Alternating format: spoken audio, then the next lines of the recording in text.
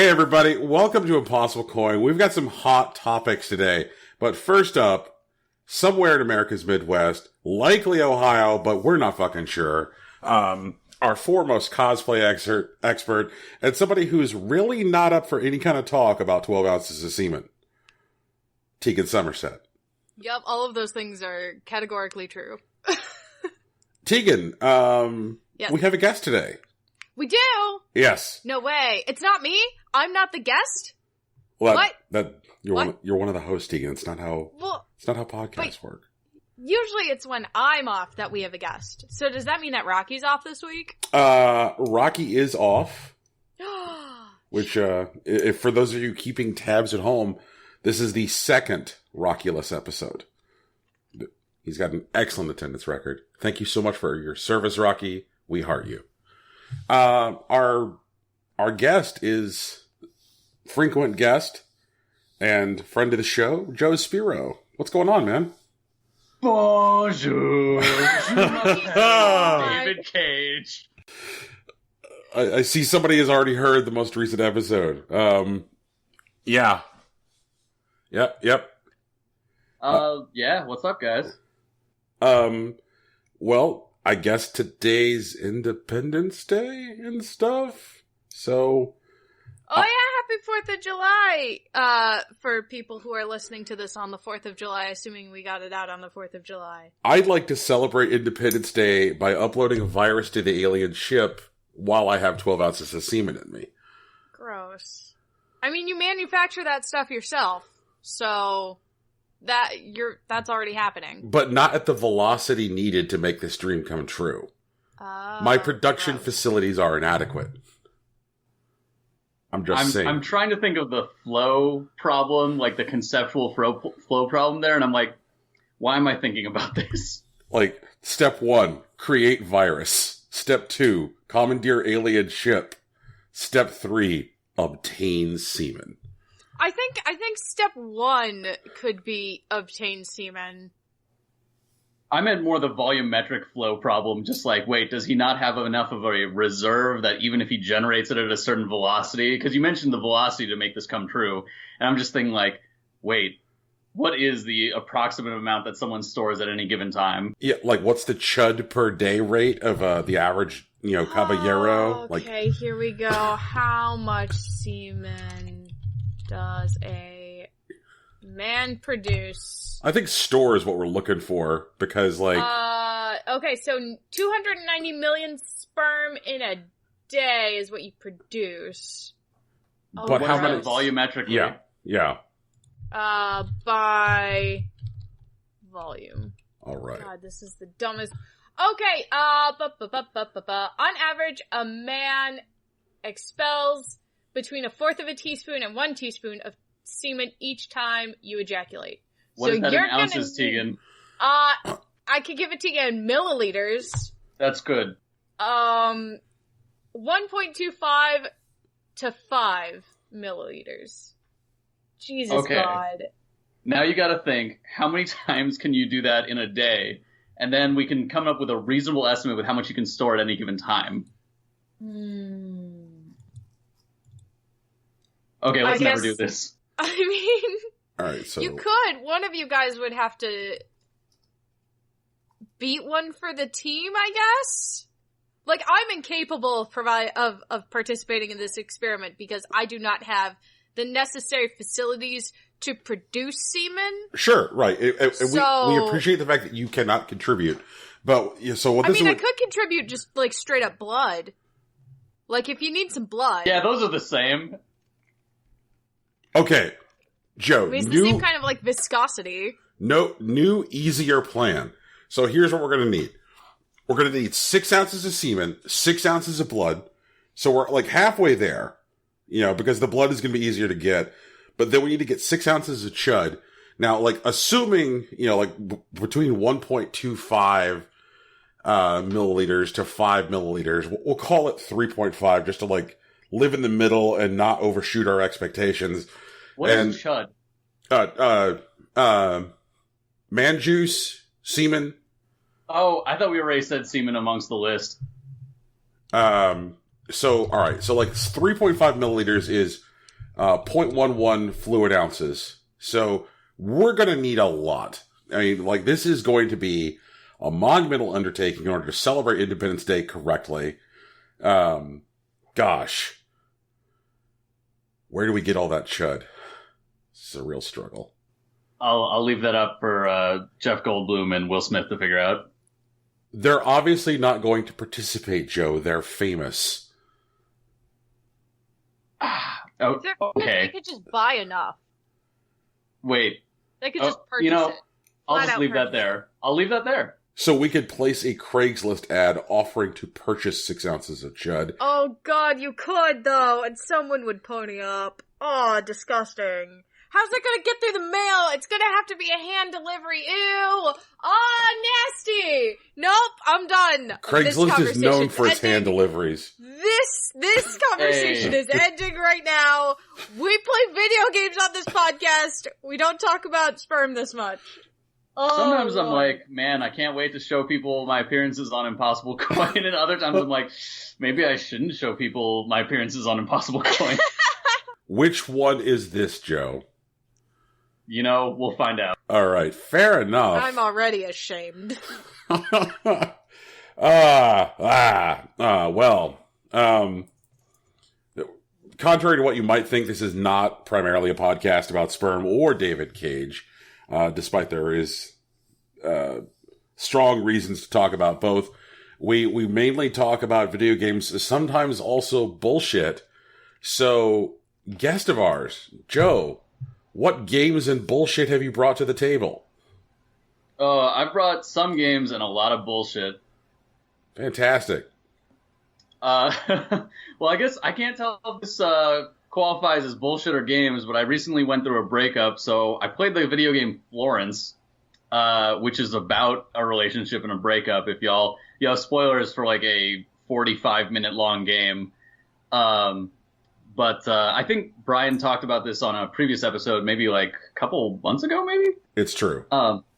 Yeah, it's a pretty good game. Found it pretty relatable. I think if for those who don't know, it's sort of like I guess how would you describe it? Like sort of like a graphic novel, but like you're sort of enacting each of the actions of the players in a metaphorical way. Like for instance, one of the characters at their day job is balancing spreadsheets, and they make it into like a little match puzzle. And then when you have discussions with people, generally you're trying to combine, I guess, like geometric sections of like a word bubble. And depending on how carefully they're trying to construct their answer or the velocity at which it becomes more difficult or easier. And it's this nice gameplay mechanic way of showing you how a conversation between two people became easier as they got closer and then more difficult as their relationship was falling apart. And there are puzzles later in the game that once you quote unquote solve them by not fixing it, you realize, oh, that's because these two people don't belong together anymore. And it's pretty cute. Like I'm not going to say it's especially revelatory, but like just as a exercise in like game mechanics as a way of conveying story and emotion, it's really cool. Which is probably what Brian said. I don't remember exactly because it's been a while. I think I was pretty on board with it. Like the one thing that I have, in retrospect, kind of like started to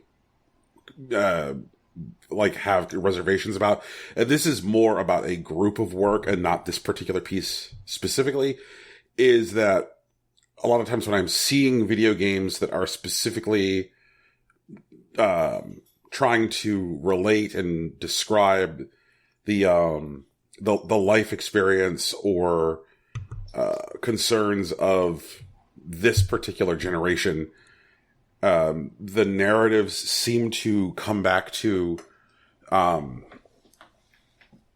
themes of self-acceptance and loving oneself. Like I played Florence, I guess around the same time I played Celeste, and like central themes of both were like, and then she learned to love herself. And then like last spring, like Night in the Woods was like, and then she learned to love herself. And I'm like, Jesus.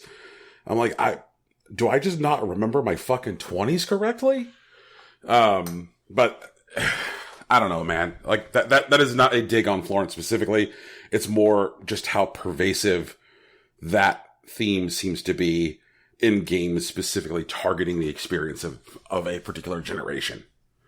Yeah, I don't know. I can't, being, only one age and not multiple, I can't really tell if, this is more of a pressing issue in the current time or not. Or if it's just more like something that just bubbled up culturally the same way for a bunch of people across societies. Because the developers are, to my knowledge, Australian, I think. Right. Not that that's like a major, shift, but I think to some degree I haven't played some of the other games you've mentioned, but correct me if I'm wrong, but besides Night in the Woods, which I know is about like animals, anthropomorphic animals, were most of the people in those, like, I guess culturally, like, white?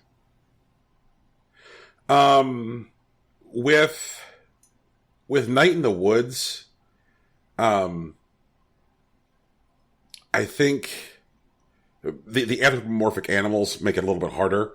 But I think so. I think that I could say with some certainty, yup, to that.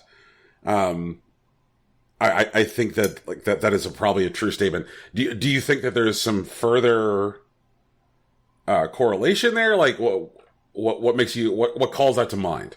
It's less their whiteness and more the contrast with, so in Florence, the main character is Chinese Australian, and throughout the game you get sort of annoying messages from your mother in sort of a stereotypical way, but also kind of like a, this is true enough way, where she's saying like, hey, when are you going to have kids? Like, have you met a guy yet? Stuff like that. And so I think at least in this game, there's an interesting inflection to that same, finding myself theme that is sort of like a Asian experience. Because like, obviously I'm Asian American and not Asian Australian, but to my knowledge, from what little exposure I have, there's similar experiences regarding parental expectations and sort of cultural norms regarding suppression of one's own sort of goals for larger things. And like, obviously different people and different families get through that differently, but this game sort of explores that to some degree. So while I don't think it's especially unique, I do think it is like a little different of a spin on it. And I don't want to. Now I'm concerned that it sounds like I'm shitting on all three of these games, which was certainly not my hope. I think that they are good games, but I do think that is a good call out with Florence, that there is, that even if that larger theme is at play as it was in these other pieces, like it is bringing something different to the table and worth consideration. Yeah, for sure. I didn't think you were shitting on them. Okay. But yeah, so other than that, I recently played through Super Castlevania 4. Like, after this breakup, I'm honestly trying to play through, like, do a lot of things I've been meaning to for a long time, including playing through, like, my backlog, and just kind of, like, using this as an excuse to be weirdly selfish. And so Super Castlevania 4 is sort of something indulgent that I've been meaning to do. I've tried beating that game a million times. It's not especially hard compared to other Castlevanias. I've just never made the time for it. And I can say it's, like, it's a fun game, but, like, there's many things about it that are weird. Like, I actually really like the soundtrack, but a lot of the game was almost explicitly designed around, like, hey, man, let me show you what the SNES can do, because it was a launch Super Nintendo game. And so there's a lot of levels where it's just like, hey, we unnecessarily made the background a 3D, Mode 7 spin around, you're inside a barrel, watch out. Or, like, there's another level where you have to hold on to, like, hooks that are in the level while the level spins around you and collision detection goes out the window. And also, so it's a fun game, and then you get to the final boss, and it may be the most disappointing Dracula fight in any Castlevania game. I think there's one other that I remember being worse. It might have been Castlevania 2, and Castlevania 2 has a lot of it might have been the worst moments of the series, but Super Castlevania 4, pretty much when you get to Dracula, he's just human form Dracula and throws fireballs at you and teleports around, and that's about it. Ryan, did you play much of that game back in the day? not much. Like I remember renting it as a kid and bouncing off of it pretty hard. Like I didn't get interested in the series until the PlayStation 1. I wonder why that was. Yeah, crazy business. Go ahead, Joe. I was gonna say, Tegan, do you have any experience with Castlevania? I had whatever Castlevania game came out for Game Boy Advance, and I couldn't figure out. Oh, okay. Well, I picked up one of them. I don't know which one. Couldn't figure out how to get into the castle, and never played it again. Like, literally couldn't even get into the castle. It was stupid. Was the game like neon purple? I have no idea. Oh, okay. Well, it was too long ago. No worries. Yeah, Tegan, there are two good Castlevanias on Game Boy Advance and one very bad Castlevania on Game Boy Advance. I think it is possible you may have been exposed to the Bad Time Toxic one. But, Woo! But yeah. I accidentally ended up with a copy of the Bad Time Toxic one like a month ago. Wait, are you referring to Circle of the Moon? Yes. Okay, yeah. There are good ideas in Circle of the Moon, but yeah, it's the bad one. And yeah, I think one of the bad time things about it is like it really feels like somebody got a memo. Oh yeah, this thing's gonna have a backlight. No, they were legitimately told that it was gonna have a backlight. Okay, well then I guess it's true. This will have a backlight. Yeah. So like, so much of that game just looks like absolute fucking garbage. Wait. No, it actually looks really good, but it is insanely dark. Okay, all right. To be fair, like if you are playing it on original Game Boy Advance hardware, which does not have a backlight, it looks like fucking garbage because you can't see any goddamn thing. But like I temporarily tried to join this like retro game crate thing where they send you 3 to 5 old games a month for the systems that you specify, and then you just like upload a copy of your inventory to them, so that way they don't get any duplicates. You tell them what your minimum quality requirements are, and then give them a list of like, no, please not under any circumstances. And so like I remember uploading my inventory, and I got a message from them, and they're like, hey, do you really not want this Castlevania game? I'm like, yeah, no, I don't. And they're like, okay.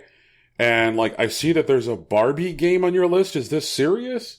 Like, that you want it? And I'm like, yeah. If you happen to see that Barbie game, like, I'd be happy to get in a crate.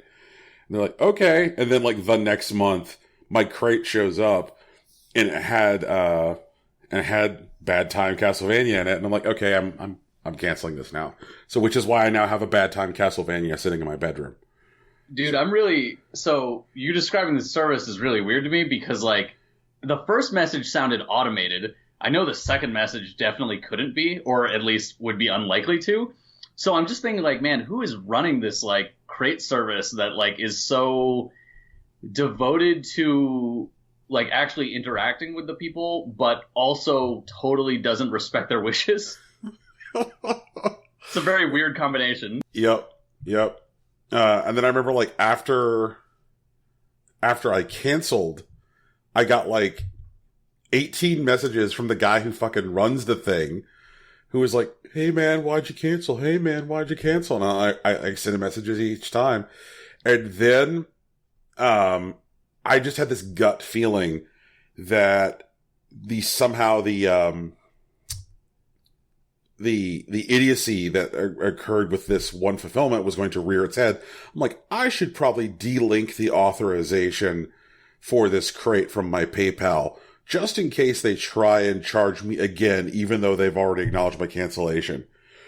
And sure enough, when the first of the month rolled around, I got a message from them, which is like, your payment failed due to lack of authorization.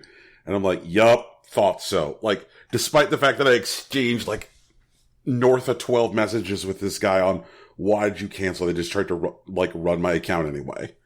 Good for You should them. have just changed you should have changed the name on your card to Circle of the Moon and just see how it went. I like it. But yeah, other than that, I've been playing a little bit of Overwatch. I won't really get into that. I just play it every once in a while. I won't really get into it because it's kind of in the news. I've also been playing Duolingo again, for Spanish, cause I'm planning on taking a trip to Mexico sometime soonish, to Mexico City, which I've never been to. And also because for another podcast, I'm on, I've been watching episodes of 90s anime Yu Hakusho in Spanish. Is it really playing though? Yeah. I don't know. I don't think it's a game. I mean, I don't think, to be fair, I didn't think Walking Simulator was a game either. And apparently you guys did, so. I say you guys, and I mean Brian. It's me, Rocky Hardy. Yeah. Well, to be fair, Tegan, this is the game/banter section, so even if it wasn't a game, it'd be welcome. Yes. I mean, but I yes. don't think it's a game. I don't know, it doesn't feel like playing to me. It feels like virtual flashcards. Is it more or less than a game than Tinder? Okay, Tinder has some risk involved, so I'm gonna say it's less of a game than Tinder. Wait, is risk what defines, like, if something is a game? Because then, if that's the case, then unprotected sex is the ultimate game. It is! I'll leave that there. Anyways, so you know it's not a goddamn game, Tegan? Salsa/Latin dancing, which I've been doing a decent amount and which I've given up on. Yeah, I would definitely agree that is not a game. Why'd you give up? Hey, guess what? I can do all the moves. I can't lead worth shit, and it makes me feel like garbage, so I decided I'm gonna sort of leave that one be for a while and maybe do some solo dance styles, like, you know, hip-hop dance and shit for a while, figure out how to dance in the first place, and then go back to it eventually, someday. Or maybe I just never will. We'll see. It's a good time. I was doing that pretty regularly for like a couple months, and I even went to like a fucking like bachata festival, bachata being like a Latin dance style, and just like felt like shit the whole time. So I'm like, I'm done with this. Aww. Yeah, it was fun, and it was one of those things where like during the lesson parts, like people would compliment me and be like, "Oh wow, you're really good," and so like people would ask me to dance afterwards, and then I would just lead them through some basic ass moves, and they'd be like, "Thanks." It was very confusing. Well, leading is hard. Leading in dance is hard because your partner has to trust you, like, a lot and not want to lead also. So that's not my problem. My problem is being, like, the moment that I start having to lead, I just forget every move ever. Oh, so you just need more practice leading. I mean, yes, but it's nerve-wracking to the point where I'm like, I don't know if I want this. You gotta practice, like, at home with, like in your basement and stuff. Yeah, and then, like, another part of me is like, if I had a regular dance partner, this would be easier, but then I'm like, you know, it's easier to have a regular dance partner if you're, like, going out with someone, and I'm like, guess what I'm not doing? Anyways, so, another thing, recently went to Iceland. How was that? It was pretty cool. Went with my family. Surprise! It was like 50 degrees in the summer there, and by surprise I mean, yeah, that's just geographic facts. I read some books on the way to and from there, which I haven't done that in a bit. So I finally read How to Make Friends and Influence People, which is a book that my dad's been trying to get me to read since I was like 17. Wait, how to make friends and influence people. Yes. So basically how to schmooze your way to the top? Yeah, kind of. I mean, it's a famous book. It's sort of a perennially famous, book about human relations. I describe it as like, but without as much of a knowing, Machiavelli's The Prince, but without as much of a knowing wink. Like, a lot of things are said unironically that in The Prince, they're like, but maybe you shouldn't. It's weird because I was reading an 80s edition of the book and it's originally from the 30s. So there were a bunch of anecdotes where I'm like, I get where they're coming from, but they're not establishing enough historical context for the modern reader. But like, I got it because like I had read enough about certain things, but there were like 2 chapters where they prominently featured the Kaiser. And I'm just thinking like, yeah, you guys didn't really explain anything about who he was. So you're just like, people will know.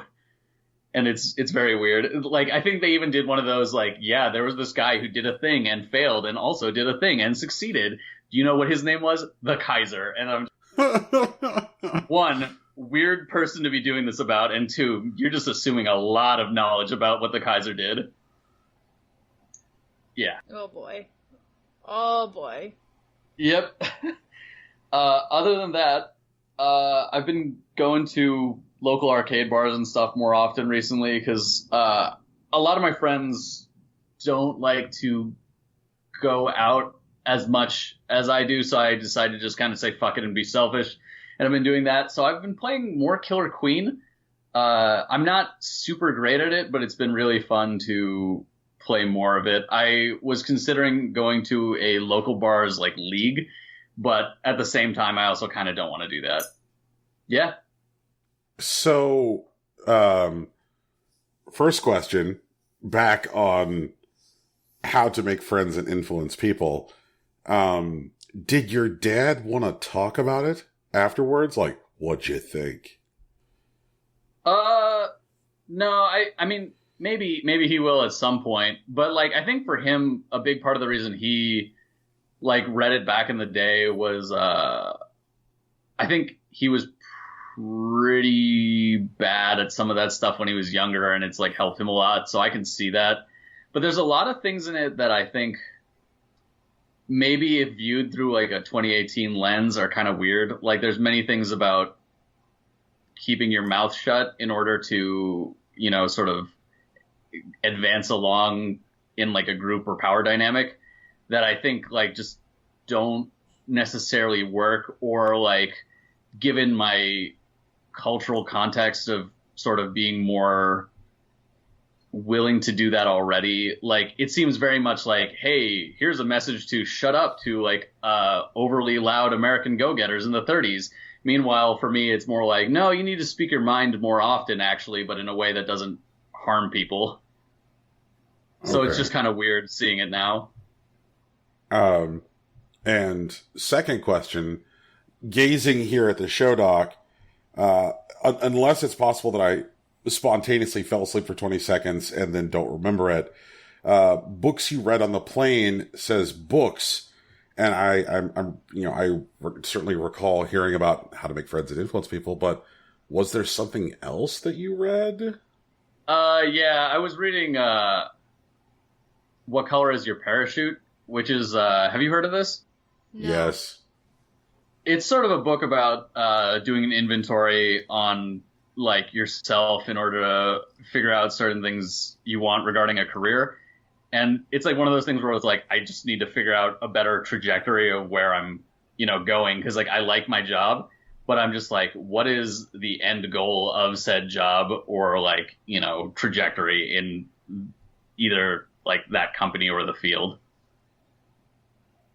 So yeah, did a lot of, thinking about that and have a diagram of a flower now that symbolizes, you know, things about myself. And I'm supposed to show it to people I know so they can be like, here's what I think you should do. So we'll see how that goes. Maybe I'll show it to you guys. Let's see.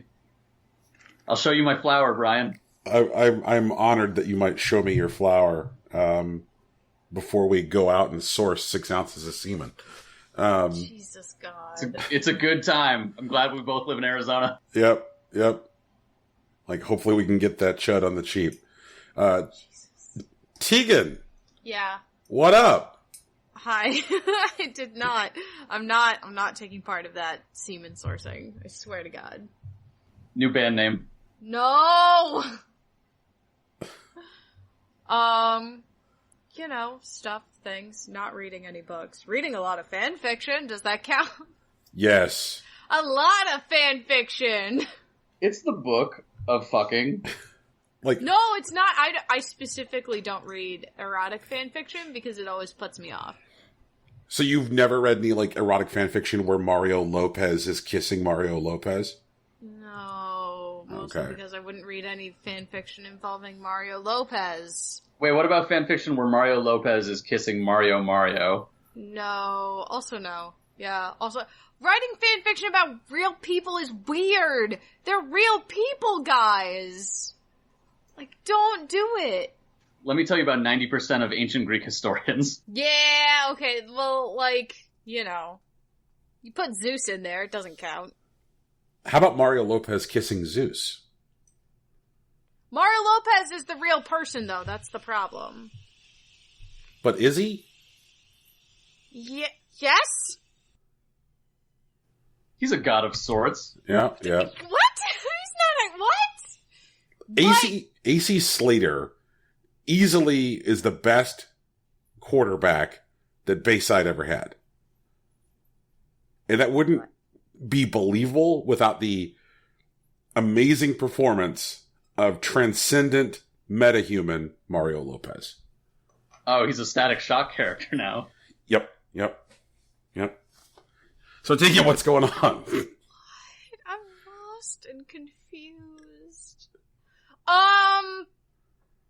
So other than whatever the fuck that was, I've been playing video games again. Lots of video games this time though. Including a new phone tap game.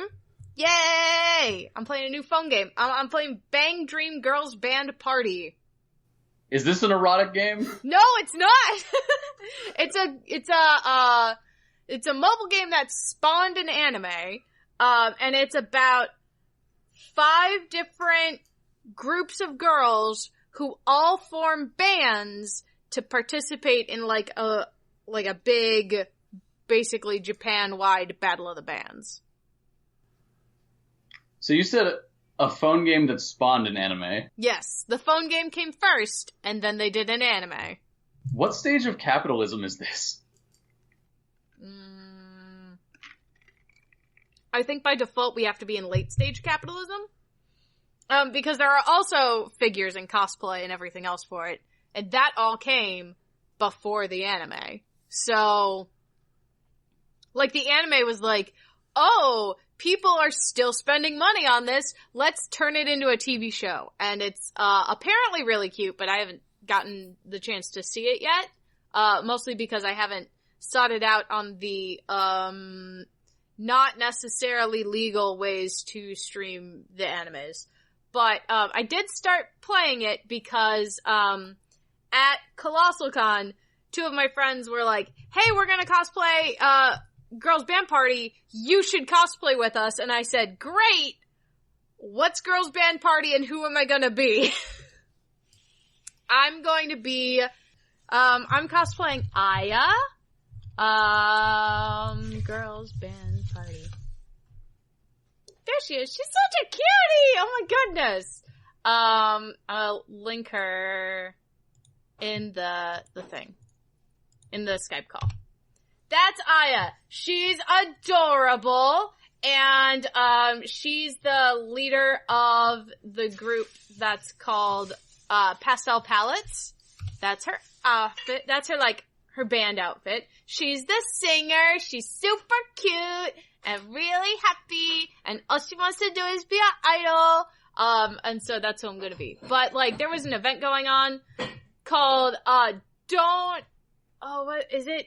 I think it's literally Don't Leave Me, Lisa, and whenever I was reading it, I was thinking about The Room, even though that's not what the show is, that's not what that episode was about at all. Each of the events that happens in the game is titled...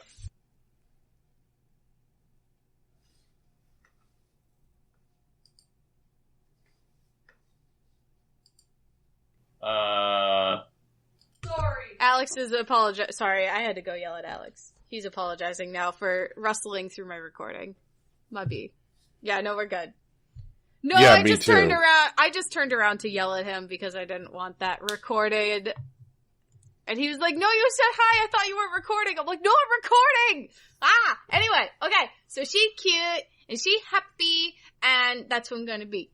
We're gonna do their summer school uniforms, which are like light blue tops with white, pleated skirts. Super cute. But yeah, so I finished the Don't Leave Me, Lisa is the first event I've participated in, where like you have to, for every live, so when you do when you play the actual music in the tap game, it's called a live. And you pick, like, whichever of the girls you want. You cannot pick multiples of the same girl to be on stage. But you can have, because you need, like, you need somebody from each band, basically, because there's 5, or, like, you can mix and match your bands if you want. So I was going in, because this one had, like, bonuses for cool characters, and bonuses for, characters who were in the band Rosalia, because that's, like, Lisa's in the band Rosalia, so, like, if you're using them, you get bonus points. So, like, I had 3 different drummers in my band, and 1 guitar player and 1 singer, and every time, like, the thing would finish, they'd be like, man, using multiple drums in a set sure is interesting, and I'm just like, shut up. I don't care, you're my best characters. So I'm gonna try and get more, like, cool cards. It's a gacha game. Yeah. Wait, are you able to name your band? No. Oh, because I was going to say, like, man, the restriction on not having multiple of the same person just makes me think you should name a band Moe Cloning Accident. No, that'd be great. That's a good band name. No, all the bands are already named. So there's Poppin' Party, who's like the main band. Afterglow, who's like, they're cool, but they're not edgy. They're like more like traditional rock. Pastel Palettes are all idols. They're all girls who want to be idols. Rosalia's your edgy band. And then, Hello Happy World is like your fun, like, marching band. Yeah, like, well, the Hello Happy World is, unique even as far as the bands go, because they have a DJ, and their DJ is a girl in a mascot suit. And the leader of the girl who's the lead girl in Hello Happy World, who's like the blonde girl in the picture I just sent you, she does not realize that the girl in the mascot suit and the girl outside of the mascot suit are the same girl. So every time this regular girl shows up to their band practice, she's like, what the fuck? Where's Michelle? And she's just like, I'll go put the bear costume on. So just hearing that makes it sound like this bizarre abusive relationship where they totally know, but they're just like, you're not the real person unless you put that bear costume. No, she has no fucking idea. Every time she's like, where is she? Is she gonna be late? And it's like, no, she's not gonna. Like, the other girls in the band get it. They're just like, it's the same. She wears the bear costume. And this girl is just stupid and lives in this fucking huge mansion. Like, huge. And she's just like, I don't know. There are these guys in black suits who follow me around everywhere. Meh. She's just dumb. She's just dumb. It's great. But yeah, I don't know. It's gonna be fun. She's so cute.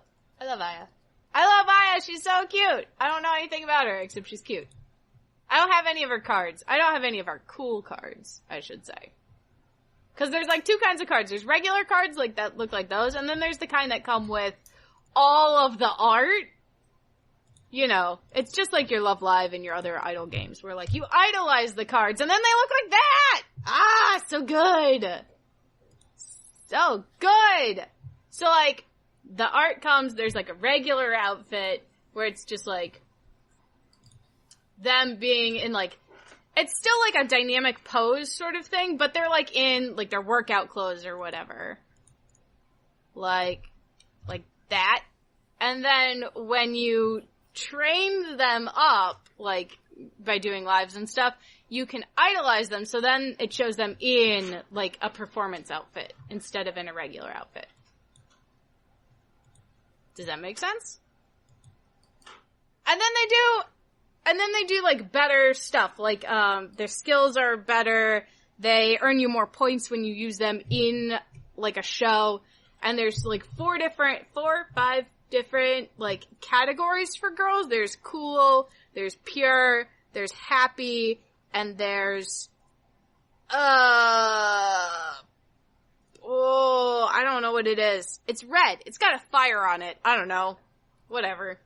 And, like, certain songs, you'll earn more points if you use girls who have that attribute on them. I don't know. It's hard! I'm confused and lost. But, I did get to purchase my favorite song using in-game currency that you earn from doing, the things. You know, Butterfly from Digimon. So, I've been playing that, like, non-stop. I'm not good at it, but I'm having fun. Nice. I like how Japanese it is that there's a purity score for each of the girls. Of course there is. I mean, not all the girls are pure. Not all the cards are pure type. If that makes sense. No, I understand. I just meant more like, that's just, wow. Yeah. And there's a cool score. And a good score. Tegan, do they list the girls' blood types?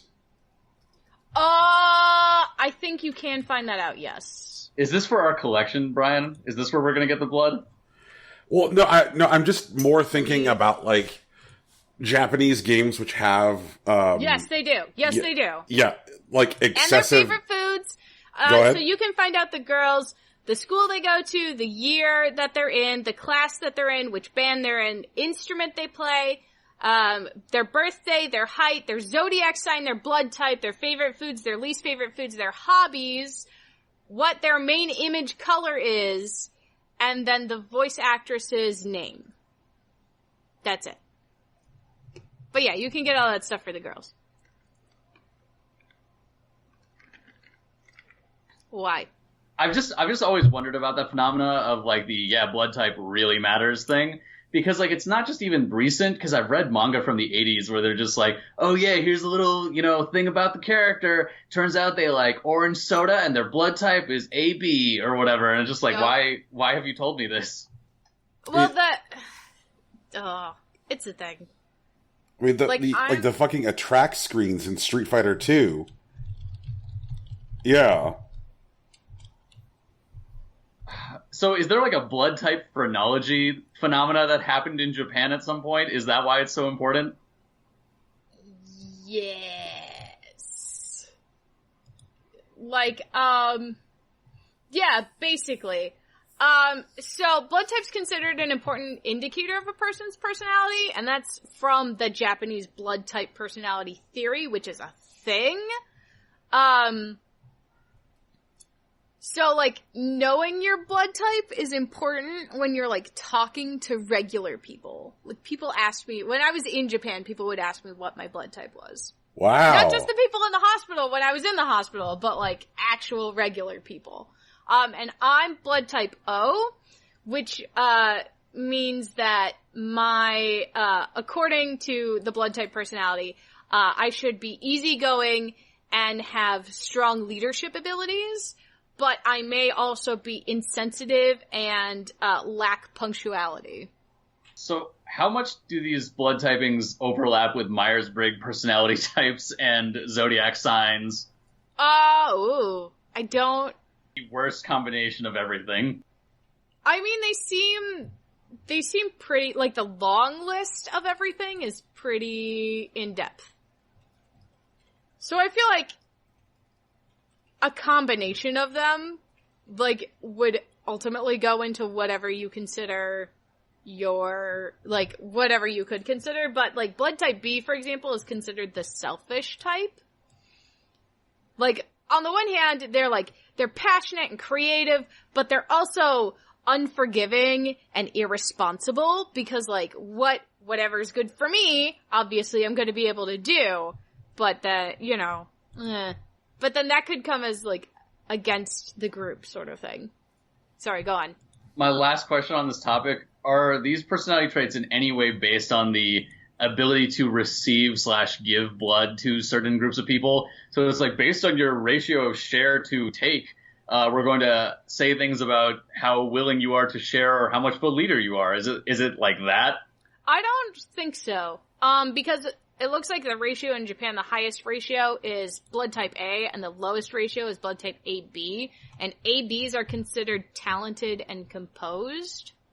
They're sociable, they're calm, they're proud, they're creative. But, like, that's not a lot of, like, negatives, you know? Like, the most negative thing on this list is two-faced. Which makes sense when you've got two, like, you've got the double letter one, so of course they're gonna be, that'd be the easiest thing to associate them with. Yeah, I guess. I'll follow you on this train. I'll send you the list. Does anybody remember what Wesker's blood type was? I'm pretty sure. I'm pretty sure it's full of viruses. Well, yes. Yes, it is. All right. Albert Wesker? Is it Yes. Albert Wesker? He's blood type O. He likes world domination and his experiments, and he dislikes Chris, Jill, Barry, and Shiva. Shiva? Oh, they gave him bust waist hip! Hey! Yeah, Nice. Welcome to Japan. Okay, well, we've accidentally stumbled into some You're knowledge. 3 size. Thank you, You're Tegan. 3 size. Do you know your 3 size? I know my 3 size. It's a good time. Anyway, so in addition to playing the most Japanese game, I'm also playing not just Nier Automata, but also Nier. Like the original Xbox Nier. Oh, whoa. Okay. Yeah, I was going to ask about that because, man, that's one, a blast from the past, and two, a lot of people didn't play that goddamn game. Yeah. So it came into our local GameStop, and I was like, I'm gonna pick that up. So now we've started playing it, and Did you have to buy a 360 to play that? No, Alex had a 360. Okay. It is not. Yeah, it's not compatible on the Xbox One. But we still had a 360, so it was all good. Alex has a Gears of War 360. Ooh, it's red. Anyway, no, it's just red. It says Gears of War on it. Does it look like Dave Bautista crouching behind a barrel? It's red. Okay. I don't know. I don't know what a Batista crouching behind a barrel looks like, because I don't play Gears of War. So he's a chameleon. I don't know if you know about this, but he, when he crouches behind a barrel, he has to turn red. Oh. Then maybe? I don't know. Yeah. Let's just pretend I didn't lie. Okay. Sure, I wouldn't be able to tell even if you did. So Tegan, it's all good. The audience at home wants to know, do you now own 3 copies of Nier Automata? Technically, yes. Yes. Wait, I own the what? digital copy on Xbox One, because that's the only way to get the Become as Gods version for Xbox. It's the only way to get Nier for Xbox, so I got that. Alex is playing that. I got regular Nier Automata again for the PlayStation, because my friend has borrowed my copy and still hasn't given it back yet because he's not done with it. So then I went out and bought another copy of Nier Automata for my PlayStation so I could play it again because I wanted to play it again. So yes, I own 3 copies of Nier Automata. Nice. It's a good game! I don't doubt that. It just, do you really need 3 copies of it? But yeah, okay. Yes, I do. I would not own 3 copies of it if I did not need 3 copies of it. Okay. So, I wanted the Become as Gods version, and Xbox was like, you can only get it as DLC because, guess what? We're not gonna print 1 billion copies of Nier. And I was like, fine. So then I bought it. As the DLC. You did it. I did it, and I got all the DLC, and then I went and bought all the DLC pack stuff separate for the PlayStation. So I've got the DLC on both systems now. Haha. I like the game, Brian. No, I get that. Things I wonder are, if a collector's edition comes out I will physically for I will buy Xbox, it. okay, I will and buy it. if it is released on Switch, I will buy it. okay.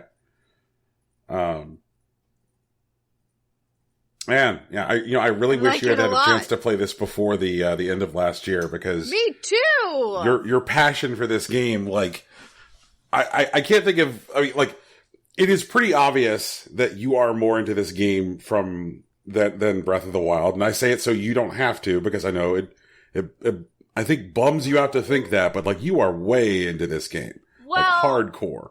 This game scratches a different itch than Breath of the Wild does. I think no one will debate that. Yeah. Yeah, so like, yeah. So I don't think it's fair to say that I'm more into it, because if Breath of the Wild came out on multiple systems, I would buy it on multiple systems. Well, like, let's say, Tegan, know. you were participating in, I don't know, creating a ranked list of 10 games with two other assholes at the end of the year. Where would you have fought to put it on the list if you had played it by end of the year? Number 2. Man, you are Number so 2. marked out for But, Nintendo. However, Nier, for Nier Automata would win in my best boy category for sure, because 9S is the best boy. He's the best boy! He deserves protection and love and not to be abused by Adam! I think the only person you're offering protection to, Tegan, is Reggie Fils-Aimé, with your insistence that Nintendo come in at first. Just Legend of Zelda if Legend of Zelda was not a Nintendo franchise, it would still be my favorite franchise. All right, so like, you've been playing some Nier. Tell us about Nier.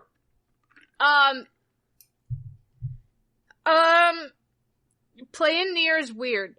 It's not weird because, like, the graphics are weird or whatever. It's weird because there are a lot of locations that definitely feel like they're part of Nier Automata, but I can't exactly place where they live.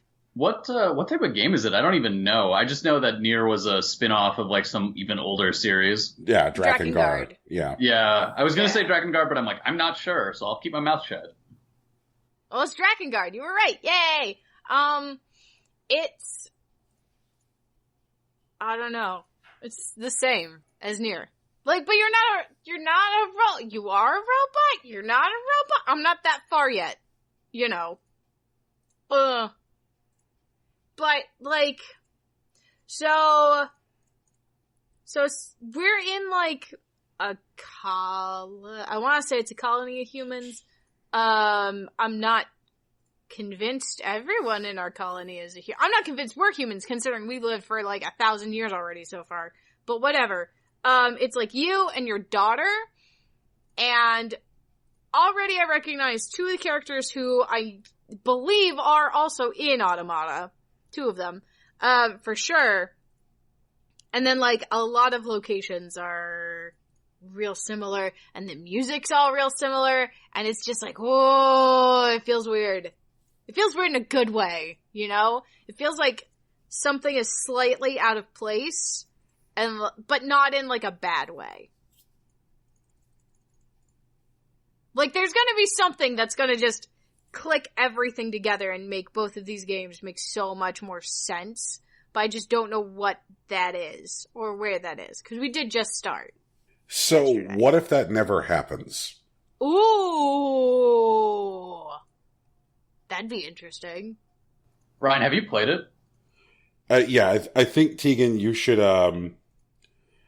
expect this game to kind of hint around things that you'll see in Nier Automata, but do not expect for, like, a guy to come out and be like, and here's why things are, because... No, I'm not expecting that. Okay. Honestly. All right. But I'm excited to meet Emil. I'm real excited to meet Emil. I can't wait. It's gonna be good. Are you going to go even further back and play, like, Drakengard 3? Maybe. I don't know. Okay. We'd have to find a copy first. Okay. We'll see how Nier goes, and then we might go back and play Drakengard. Alex really liked Drakengard, but he's like, I'm not sure if you would like Drakengard. So I forget, is Drakengard like fantasy medieval? Yes. With weirdness. I mean, it's Yoko Taro, so I can say yes in good faith, but there's some weird bullshit. Like some tech people show up at some point? Yeah. Okay, yeah. There's some weird bullshit. Man.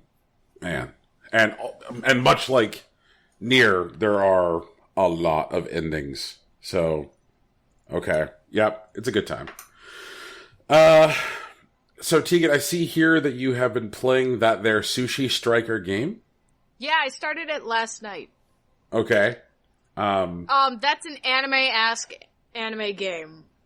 Like, wow. Like, wow! Like, I feel like, if you knew anything about 90s anime, you should be playing this game, because it's absolutely adorable and ridiculous. Okay. Wait, is this Western made but supposed to kind of look like 90s anime? No, it is 90s anime. It's not kind of 90s anime, it's very much 90s anime. Wait. No, just clarify. You're saying that it is not based on an actual 90s anime. Right. Yes. No. But it very much feels very 90s anime. Okay. Like, the dialogue is real quirky and dumb. There's like all these overly exaggerated facial expressions, like a la old school, like, Ranma and stuff. It's a good fun time. It's a good fun time, Joe. I gotta eat this sushi so I can stack these plates so I can throw them at the enemies. Good. So... I've got a tiny creature following me around that's a sushi sprite. That's what generates the sushi. There are no fish.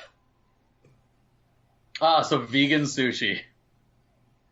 Yeah, I guess. It's like magic sushi. How do we get 6 ounces of magic sushi?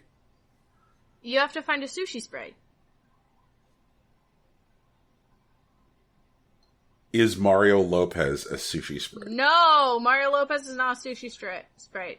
I have a little, my sushi sprite is like a little raccoon thing. Also a little cat. No, wait. My teacher's sushi sprite is a little raccoon thing. My sushi sprite is a little cat. Not cat. Cat.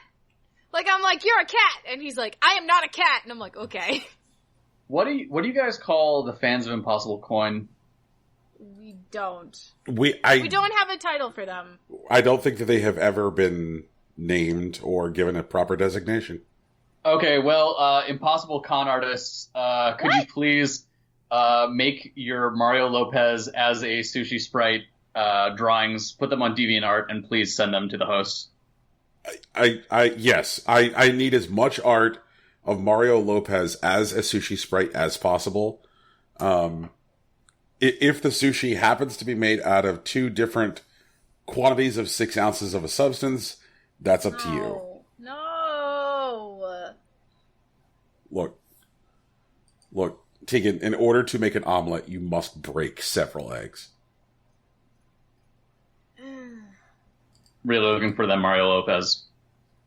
Yeah, it's what I'm here for. It's actually why the podcast was started.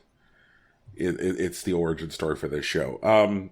Tegan, looking at Sushi Striker, and I don't say this often because I generally find most people who say this sound like assholes, but I guess I'm going to have to sound like an asshole here. This game looks like it kind of looks like a mobile game. Okay. Yeah, I won't deny it definitely looks like a mobile game. You can play, with the touchscreen controls on your Jesus. Switch if you want. Oh, wow. Yeah. You don't have to, but you can. Would you say enjoy this game? Go ahead. I originally was not going to, like, I was interested in it, but I was going to kind of wait for it to go on sale. But actually, what got me to, like, go in and buy it was, Nadia Oxford reviewed it, and she really enjoyed it. And so it was like, it's got a good dumb story, and it's a good fun time. And I was like, okay, I could use a good dumb story. And I started playing it, and I'm like, dang, this is a good dumb story. And I love it. It's fun. I'm interested now just because I am a huge fan of Naughty Oxford, so I'm interested. Yep. Investigate, at least. It's a good, dumb, fun time.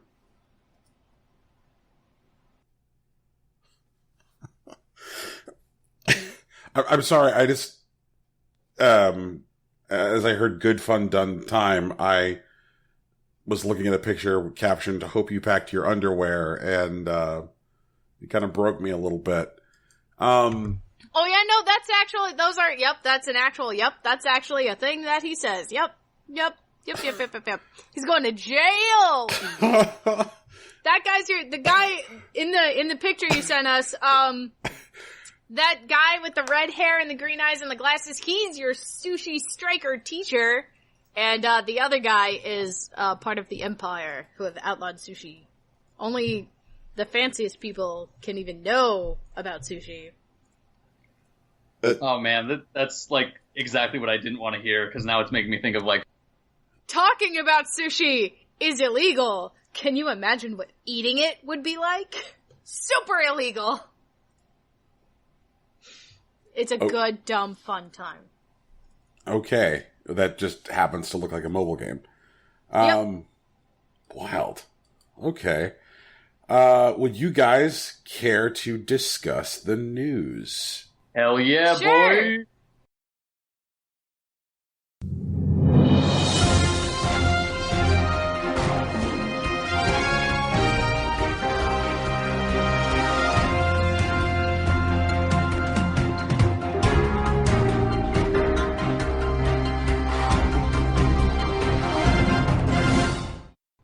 Video game news is happening, despite the fact that video games usually take the time right after E3 off.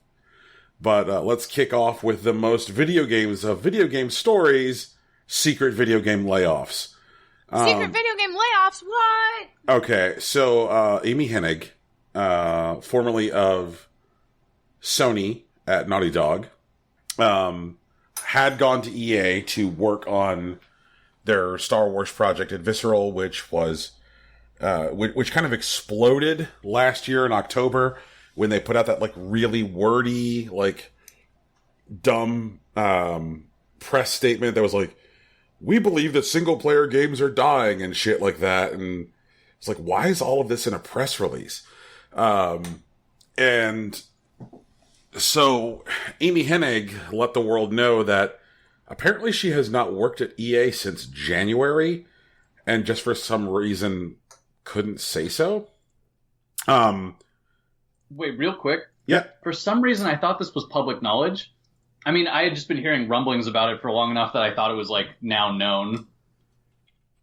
Yeah, I think that, like, a lot of people suspected it was the case. Like I certainly believe that she was no longer at EA. Because, I mean, they fucking red weddinged that shit. And, yeah, and I just, like, okay, if you're letting go of virtually every member of a studio, like, because there were, like, I think 80, 90 people on staff at Visceral when they did that, and virtually every one of them got shit canned, like, in a public way, like, where they were, like, actively looking for work on LinkedIn, and EA was acknowledging that most of them got shit canned. Like, I think something like less than 6 got retained, and I'm like, why in the world would Amy Hennig survive this? Because EA, like so many terrible organizations, is going to try and seek to lay the blame for this at the foot of one person, so that way they can absolve themselves of all responsibility. I could see that person very easily being Amy Hennig. So, like, when they weren't like, and Amy Hennig is now pursuing exciting new opportunities, like, I thought it was unusual, and I just thought there was some reason they were, like, trying to not announce that. And the only thing I could think of is that when I think about where EA was last October, and last November, it was square in the face of some of the most harsh criticism that they have experienced in years. People were already really mad at EA.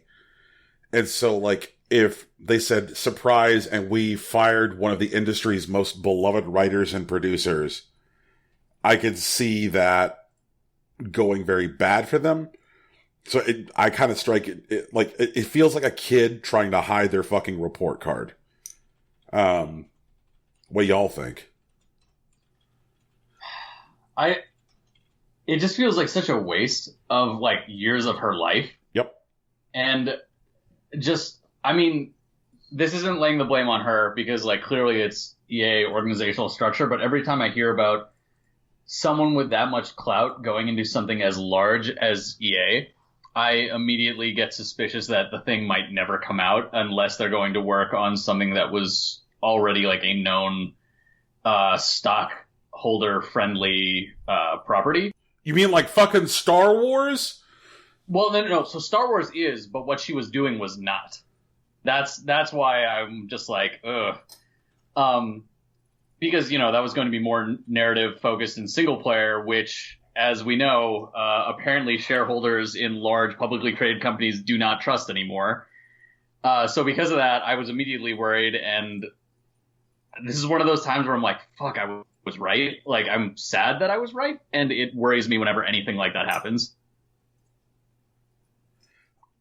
All right, like, what baffles me is when I look at so many of the major sales, like, stories from the video game industry in the last year, where companies were like, holy shit, that made so much money, that made more money than we could have anticipated.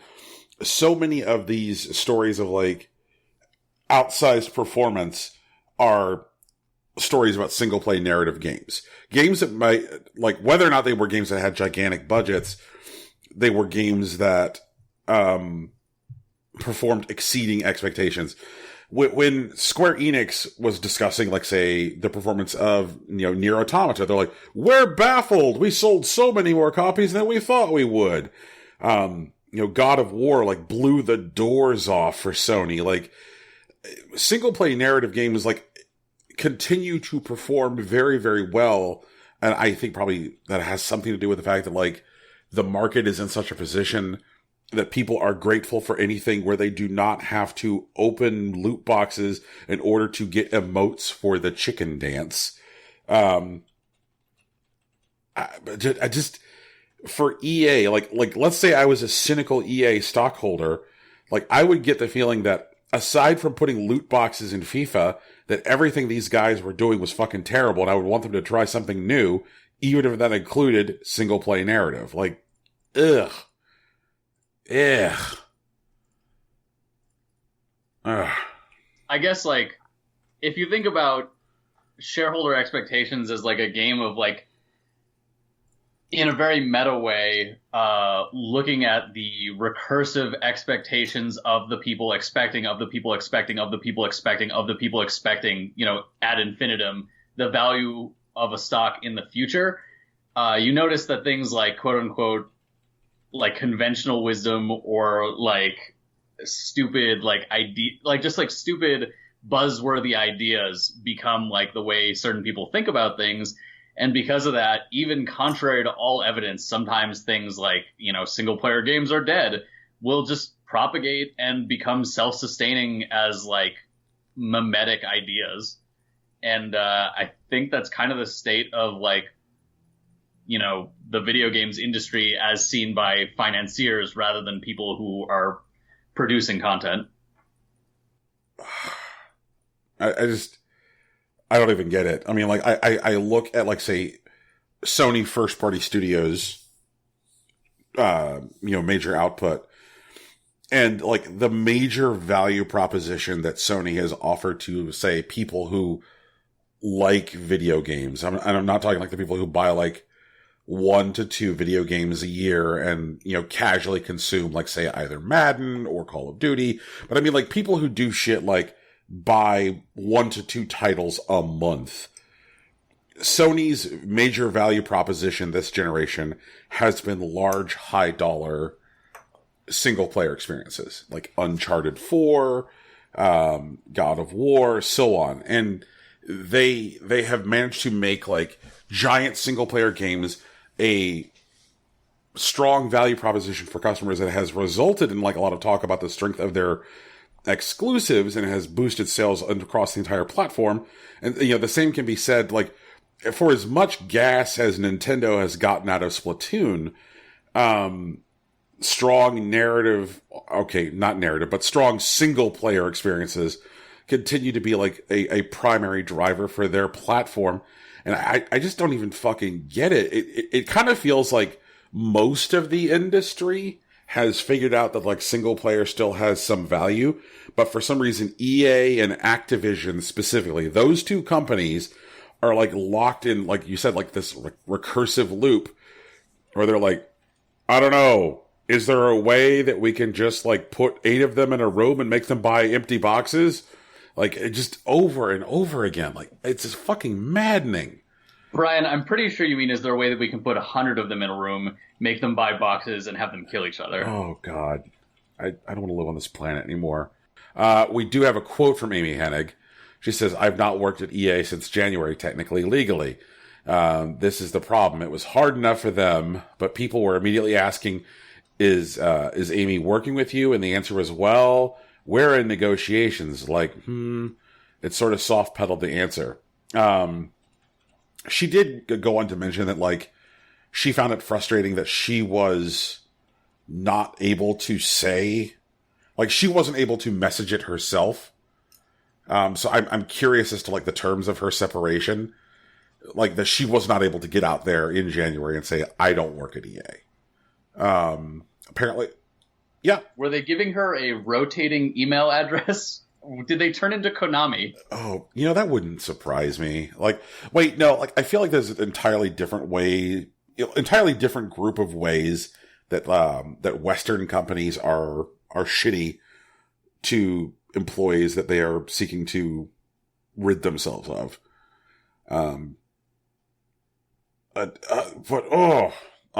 Yeah, I wonder if there was like some kind of like clause in her severance agreement that was like, okay, so you're going to get this pile of money that will last this long, but one of the things that you can't do is talk about how you don't work here for like X many days. I wouldn't be surprised at all if that was included, especially like she probably didn't think that it would come to pass in that way. So she's like, I'll sign on to this crazy, weird fucking idea. Yep. Not because she's dumb or a bad negotiator, but because reasonably she would think, wow, this won't happen because that's fucking stupid. And then it happened. So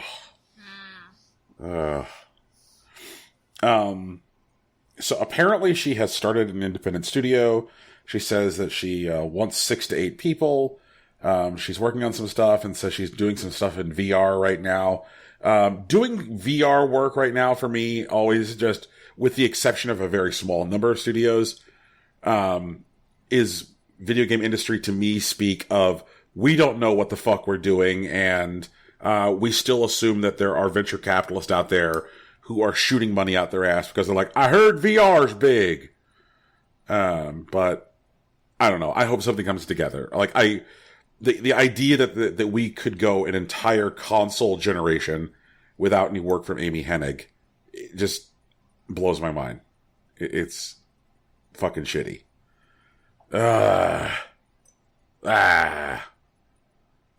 Thumbs down. Tegan, do you have better news? I guess I have better news. I don't know if this is better news or not. But PUBG has dropped their lawsuit against Fortnite. Like out of court. And into the streets. No, just out of court. Damn it. Into some poor intern's filing cabinet, I'm sure. In a report from Bloomberg on the 27th, PUBG Corp has decided to withdraw the lawsuit against Epic. At the time of writing, there was no reason given by PUBG Corp. There's still no reason given at time of recording for pulling out of the lawsuit, but it's also not known whether a settlement has been instead reached outside of court. The lawsuit from PUBG Court originally sought damages from Epic for allegedly stealing ideas that PUBG had first. PUBG was hardly the one to begin the concept of a battle royale, however, so it was puzzling to see the lawsuit filed. PUBG even appeared to take a leaf out of Fortnite's book this past week, introducing a battle pass of sorts, along with daily and weekly challenges.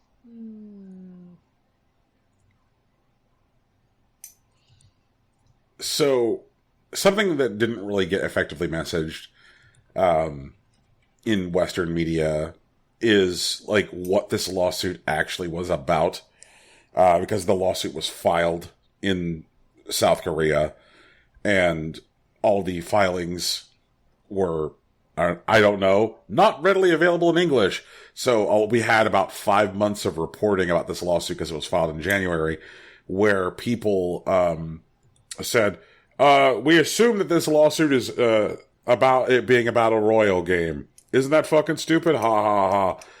And pretty close to this getting withdrawn, there started to be some reporting about what this lawsuit was actually about, which was about the level of access that Epic specifically had because they were providing developer support to Bluehole, since the game is developed in Unreal Engine.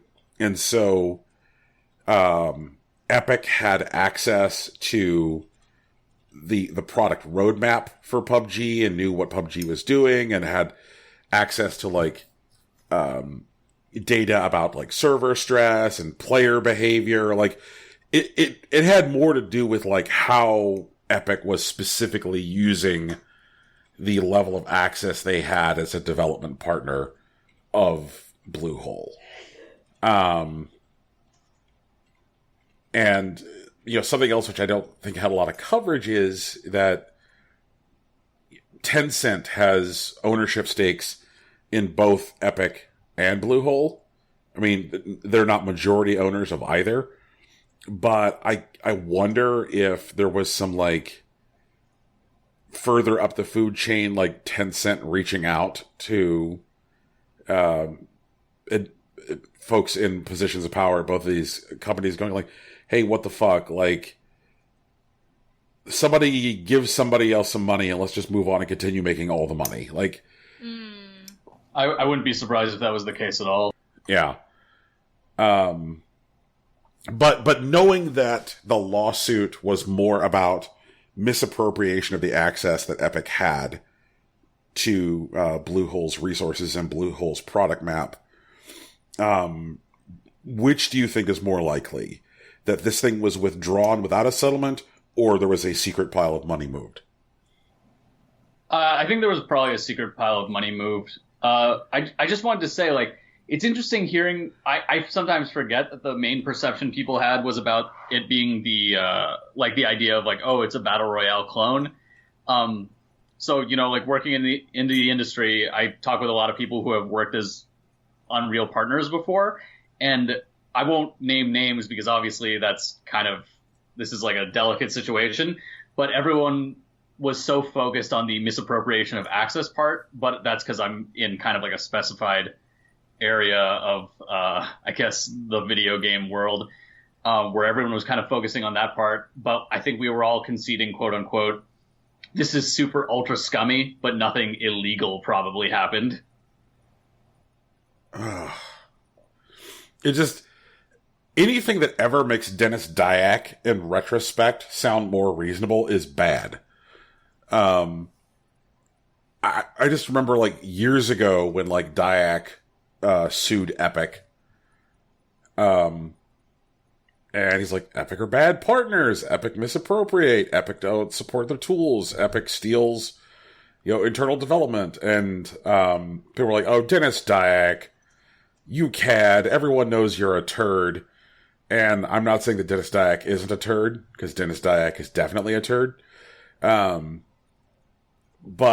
anything that seem more reasonable after the fact, like, oh yeah, you know, like, it really does seem like there is something to, like, you know, Bluehole's concerns. Like, So, with some of those same people that I was talking to, we sort of compared it to the ancient Greek atomists, like the philosophers who believed in the idea of an atom but had literally no logical reason for that conclusion, and just thousands of years later happened to be right. And we were like, oh shit, Dennis Dyack is the modern atomist, because like when people actually disassembled like his code versus their code, turns out he had stolen a lot from them, like rather than the other way around. But his claims did turn out to be right, but not in his situation. Wow. Wild business. Tegan, what do you think of all this mess? It's a mess. It's dumb. I feel like it's dumber now. Is this more or less dumb than the Westworld mobile game story from last week? The Westworld mobile game story actually has legs, so this is more dumb than that. Okay, yeah. The Westworld thing is like an actual thing that I think should probably be pursued in court, but like this is just it was like, oh, okay, and then it just got dumb. Like I did hear, like, just following up briefly on the Westworld mobile game thing, is that despite the fact that like Bethesda has been able to isolate their code in this Westworld mobile thing, Warner Brothers got out there and issued a statement which was like, these claims are patently untrue, and we'll see you in court, fuckers. And I'm just like, what? I'm like, man, I guess that's what happens when like people who have deep pockets sue somebody else who have deeper pockets. But if there's a company that has experience of one company who has deep pockets suing a company with deeper pockets, it's Bethesda. You know, it's like, I mean, they could change their slogan to "We sued Facebook, fuckers," but Wait, when and why did they sue Facebook? So they sued Facebook after Facebook absorbed Oculus because, yep. Okay. Yeah. Yep. So, like, they have experience of suing, like, large fucking multinationals. Man. Wild business. So something which isn't wild but so much predictable and stupid is that Sony, and specifically necklace man Shawn Layden, continue to shit the bed. What? So, no way. Yeah. So Eurogamer asked Layden directly about crossplay, and they did so by saying, like, there seems to be an issue that Sony isn't listening to players. And the response that Layden provided is some of the most corporate speak, and is the most, like, kneel before your God shit that, like, I have heard in a while. Here we go. Here's how Layden responds. We're hearing it. We're looking at a lot of the possibilities. You can imagine the circumstance around that affect a lot more than just one game. I'm confident we'll get to a solution which will be understood and accepted by our gaming community, while at the same time supporting our business. Wait, is the solution that next generation they're going to make a processor architecture that's super unfriendly, they're going to shit on third-party developers, and they're going to concede the market to Microsoft? Is that their solution? Or that is the most corporate bullshit response. Jeez. I mean, like, he basically says in so many more words, we're going to do what we're going to do and you're going to like it. Like, I'm confident that we'll get to a solution that will be understood and accepted by our gaming community. He doesn't say we'll do what they'll want. He doesn't even intimate that they're going to change anything at all. I'm confident we'll get to a solution that will be understood and accepted by our gaming community, which could very well be what we're doing right fucking now, while still at the same time supporting our business. Like, which I think is cute to say while at the same time supporting our business, because at no point in the statement does he say that we're going to perform any behavior which is friendly to consumers or users of our platform. Like, it's we're going to do what we're going to do, you're going to like it, and it's going to be good for our pockets. Like, fucking ridiculous. Like, I cannot think of I don't know, I'm sure I could think of, but I can't think of a platform holder except for maybe Sony a couple generations ago, which has raced so hard to squander the goodwill they have garnered over the course of a console generation. Wait, can I tell you about another instance? Sega, during the period between the Genesis and the Dreamcast. Yeah, that's a very special case, Joe. Like, I can't... those guys built bridges just to burn them. Yeah, they built like 4 bridges just to burn them. Oh my fucking god. Like, they were so well positioned after the Genesis, and then they just like, hey, what if we released 19 things and then didn't support any of them? So that way, by the time we get to the Dreamcast, which is really good, everyone's just like, fuck it, whatever, do what you want, Sega, we don't care. Man, but like, the shit which is like, you know, coming out of Shawn Layden's mouth these days, and the stuff which is coming out of like, Sony execs in general, like Jim Ryan, like, backwards compatibility is dumb, why would you want to play old games? Like that's an actual thing that a Sony exec said. Like, yeah. Oh. I've been thinking about this because, like, on recent episodes, you guys have been contrasting, you know, sort of what Microsoft's been doing versus Sony, and how it kind of stands in contrast to the beginning of the generation. And I've just been thinking, like, I still will never own an Xbox One because of, like, what happened at the beginning of the generation. Even if all those people are gone, I want it to be a complete testament to how much I detest what they were doing. But it's looking like next generation, if I buy something beyond Nintendo, it's probably going to be a Microsoft device. Yeah, and you know what? When you buy that Microsoft device, you'll then be able to play all the Xbox One titles because of their stated commitment to ongoing backwards compatibility. Like, fucking ridiculous. Absolutely ridiculous.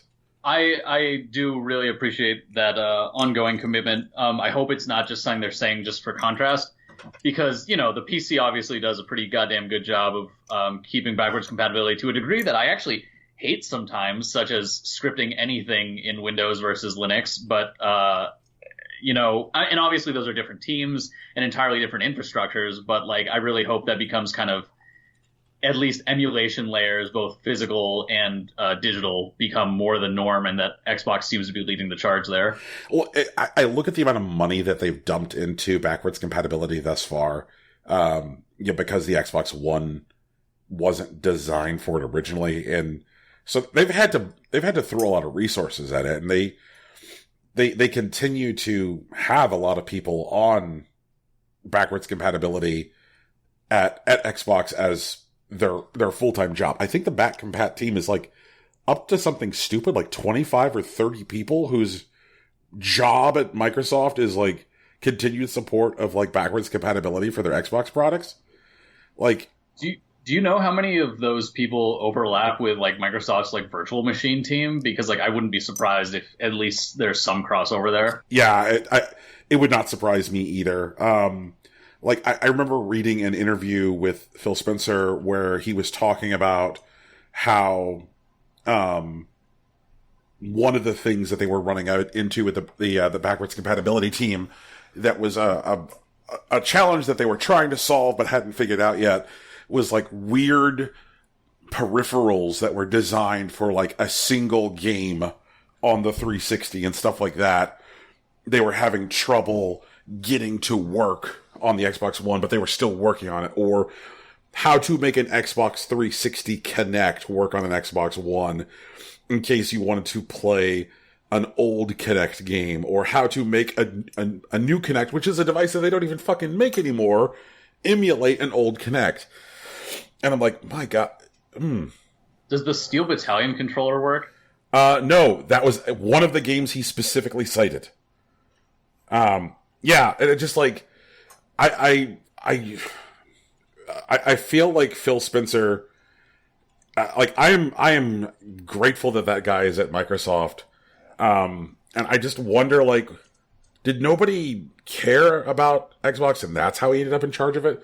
Because he does not seem like the level of douchebag that normally gets into a role, you know, like that far up a company.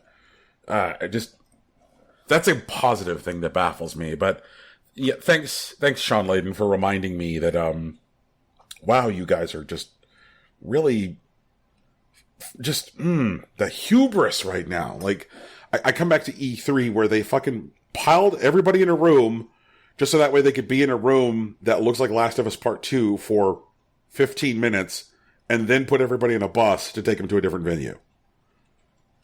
That's just... This is an odd question, but every time I hear Shawn Layden, I just immediately think like Tony Hawk. Is there a pro skater? Was there a professional skater whose name was remarkably similar to Shawn Layden?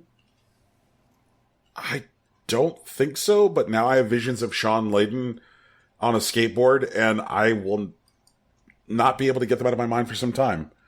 For even though we've talked about the things we have on this podcast thus far, that is the most disturbing shit that is a visual. Like, I have no idea what he looks like. A small man without a neck. Jeez, wow. That is a very good description on seeing him. Yep. I told you, he is a small man without a neck. Oh, God. What's, he looks like, what's his name? Something Blessed. Brian Blessed, but, like, smaller? Fair. Like,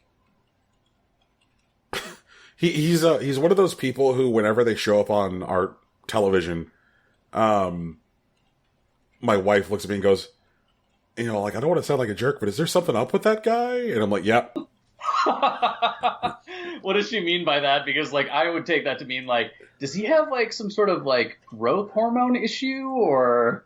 Oh, I think that if you leave it at, like, is there something up with that guy? You know, like, because, I mean, there's definitely something fucking up with that guy, but I think it's just, like, Shawn Layden is unfortunately blessed with a need to never wear turtlenecks. Like, it's wild. We sound like monsters at this point, so, Tegan, bail us out. I think you've sunk it. That's it. So, Joe, you're on the show again. And you know what that means? There's a new Overwatch hero we gotta talk about. Hamtaro. Yeah! I'm so glad. I know! I hope he likes sunflower seeds. So Overwatch's newest hero, Wrecking Ball, is now live on the PTR. And, the Overwatch hero is a hamster in a Wrecking Ball robot that looks like a portal turret, and I was real sad when it wasn't. Wrecking Ball, aka Hammond, is one of the animal specimens that was tested on at the lunar base alongside Winston, and like Winston, Hammond was genetically modified for science. This resulted in his increased size and intelligence, as well as his cunning and mischievous personality. He did escape to the Horizon lunar colony during the rebellion, where he crash-landed on Earth in Junkertown, so he has a connection to Junkrat and Roadhog, and the Junker Queen. It's Hamtaro! It is. So, I'm kind of surprised by this character. I don't think anyone is surprised that it is Hammond, but every fan theory thought that Hammond was a gibbon, and that he started the rebellion as opposed to just escaping during it. The reason that everyone thought he was a gibbon was, in previous things, you only saw his silhouette, and you only saw his size, and seeing as how everything else on the Horizon Lunar Colony was a primate, one of the few things that matched the silhouette and the size was a gibbon. But, I guess, genetically enlarged hamster works too. I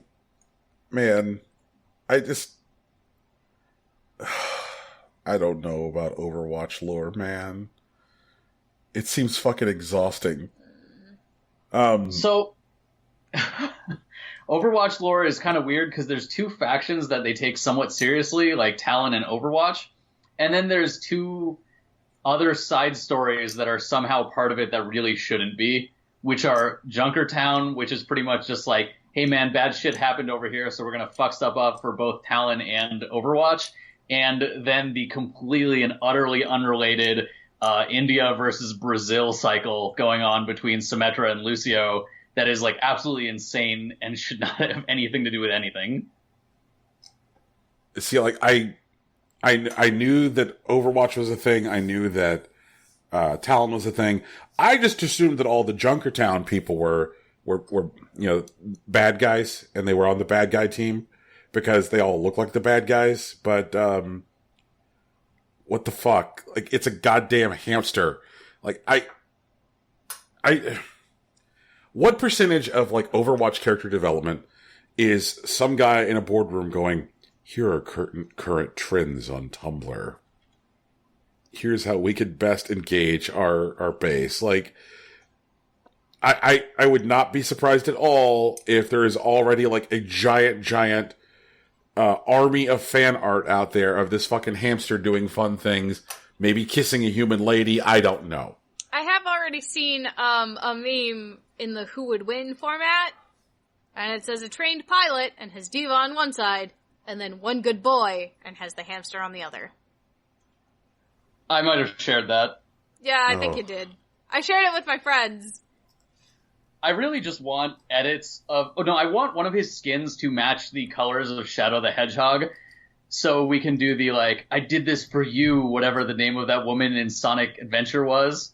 Oh, yeah. It would go with the one of Barack Obama as Shadow saying, I did this for you, Michelle.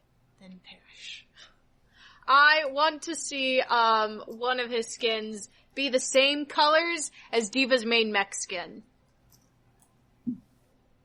I also want at least one portal turret skin. Gotta be white and red. I want to see it. That will probably happen.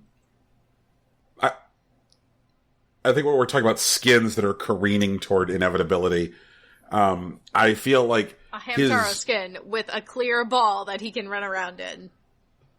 I think that this robot ball thing is pretty clearly going to get a red and white skin, and for some reason, Wrecking Ball is going to get some bright yellow fur. I knew that's where you were going. Yup. Fucking, it feels like it's careening toward inevitability. Like, oh, people are the worst.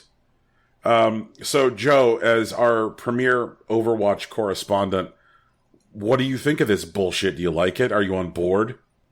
So he's technically only available on the public test region right now, so I have not played him. I'm intrigued to see where the game goes with him, because oftentimes when Overwatch releases a new character, it's to sort of counter the meta that exists at the current time. And I could definitely see that for this character, because like right now the current meta is sort of triple tank or like quadruple tank even. And this is partially helped by Brigitte. I'm probably mispronouncing that because literally no one knows how to pronounce it. Do you guys know anything about how she works? Not really. She pretty much has an incredibly low cooldown stun, and she's a melee character, so she's fucked up all the previous metas, not all the previous metas, but many of the previous metas that existed, which were based on like diving in and diving out, because she just takes like one of your most mobile characters and instantly pins them and keeps them there, and then they can just be melted. And so this guy might acknowledge and sort of undermine that meta by just being a character that's so mobile but so tanky that like he can just like come in, knock a bunch of people out of the way, and break up that formation. So like from a gameplay perspective, I'm interested to see where he lands, because so Overwatch has this somewhat naive thing of character difficulty rating, which is like, hey, how difficult will this person be to play? And this is the guy who's the first tank to receive the full 3 out of 3 stars for difficulty. And some of that is because he does like tribe style like grappling hook action, and then like has to manage like he's not like a tank who can protect his team. He's much more of a distraction / break up enemy ranks tank in the way that Roadhog is, but he seems like he's going to be even more about positioning and like area denial. So I'm curious to see how he affects the meta just in terms of like breaking up what we currently have and trying to funnel people, as opposed to what it is currently, which is just dive in, dive out.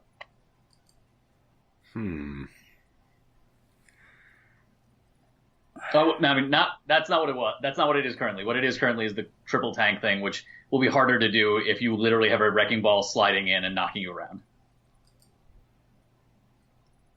So,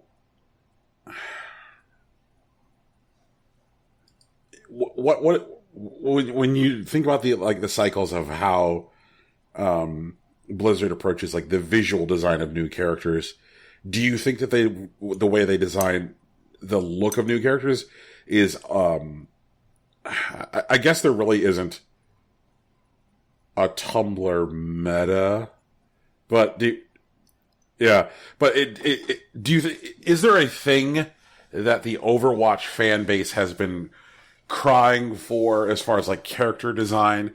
And if so, does this fucking hamster speak to that?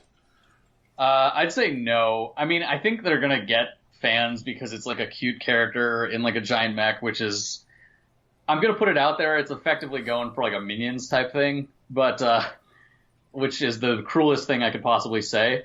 But I think what people were clamoring for, at least most people I could see, were there's a character named the Junkertown Queen, who is like sort of talked about in lore, and we've seen images of her, and I think people were hoping for her for like a number of reasons. This kind of came, I won't say out of nowhere, because we knew that it was going to be this character, we just didn't know what they looked like, and we knew that they were probably going to be a tank, or like at least an off tank, and this guy ends up being somewhere between those two. But yeah, I think design-wise, I know what they were thinking, but I think it may be the least cohesive with all the other characters of any character that's been released. And like people were like, oh yeah, it's image breaking. And I'm like, I won't go that far, because like in planning stages, Overwatch straight up had a cat with a jetpack on that they got rid of. But it is the least cohesive, I think. I mean, I won't go as far to say it's some paladin shit, but it feels a lot closer to being some paladin shit. Like it has a, like, I know that Blizzard is not going to make a decision which is as unconsidered as, hey Bob, we need a guy. I don't know, a fucking hamster. Like, what do you want from me? Let's just count more money. I have cocaine to do. Like, I know that they're not going to make a decision which is like that unconsidered. We have talked at length at this show about just the absolute like market calculus of Blizzard and how those folks play their audience like a fiddle across all of their titles. Like, I am probably the most regular victim of Blizzard calculus on this show. But I would love to know, like, what made them say, like, okay, like, what they need now is a fucking hamster and a giant hamster ball. Like, I feel like there were probably other animals trapped up on the lunar base with Winston that would have made for more cohesive additions. I mean, like, maybe. Shit, I'd take a platypus with an Argyle pattern at this point. Like,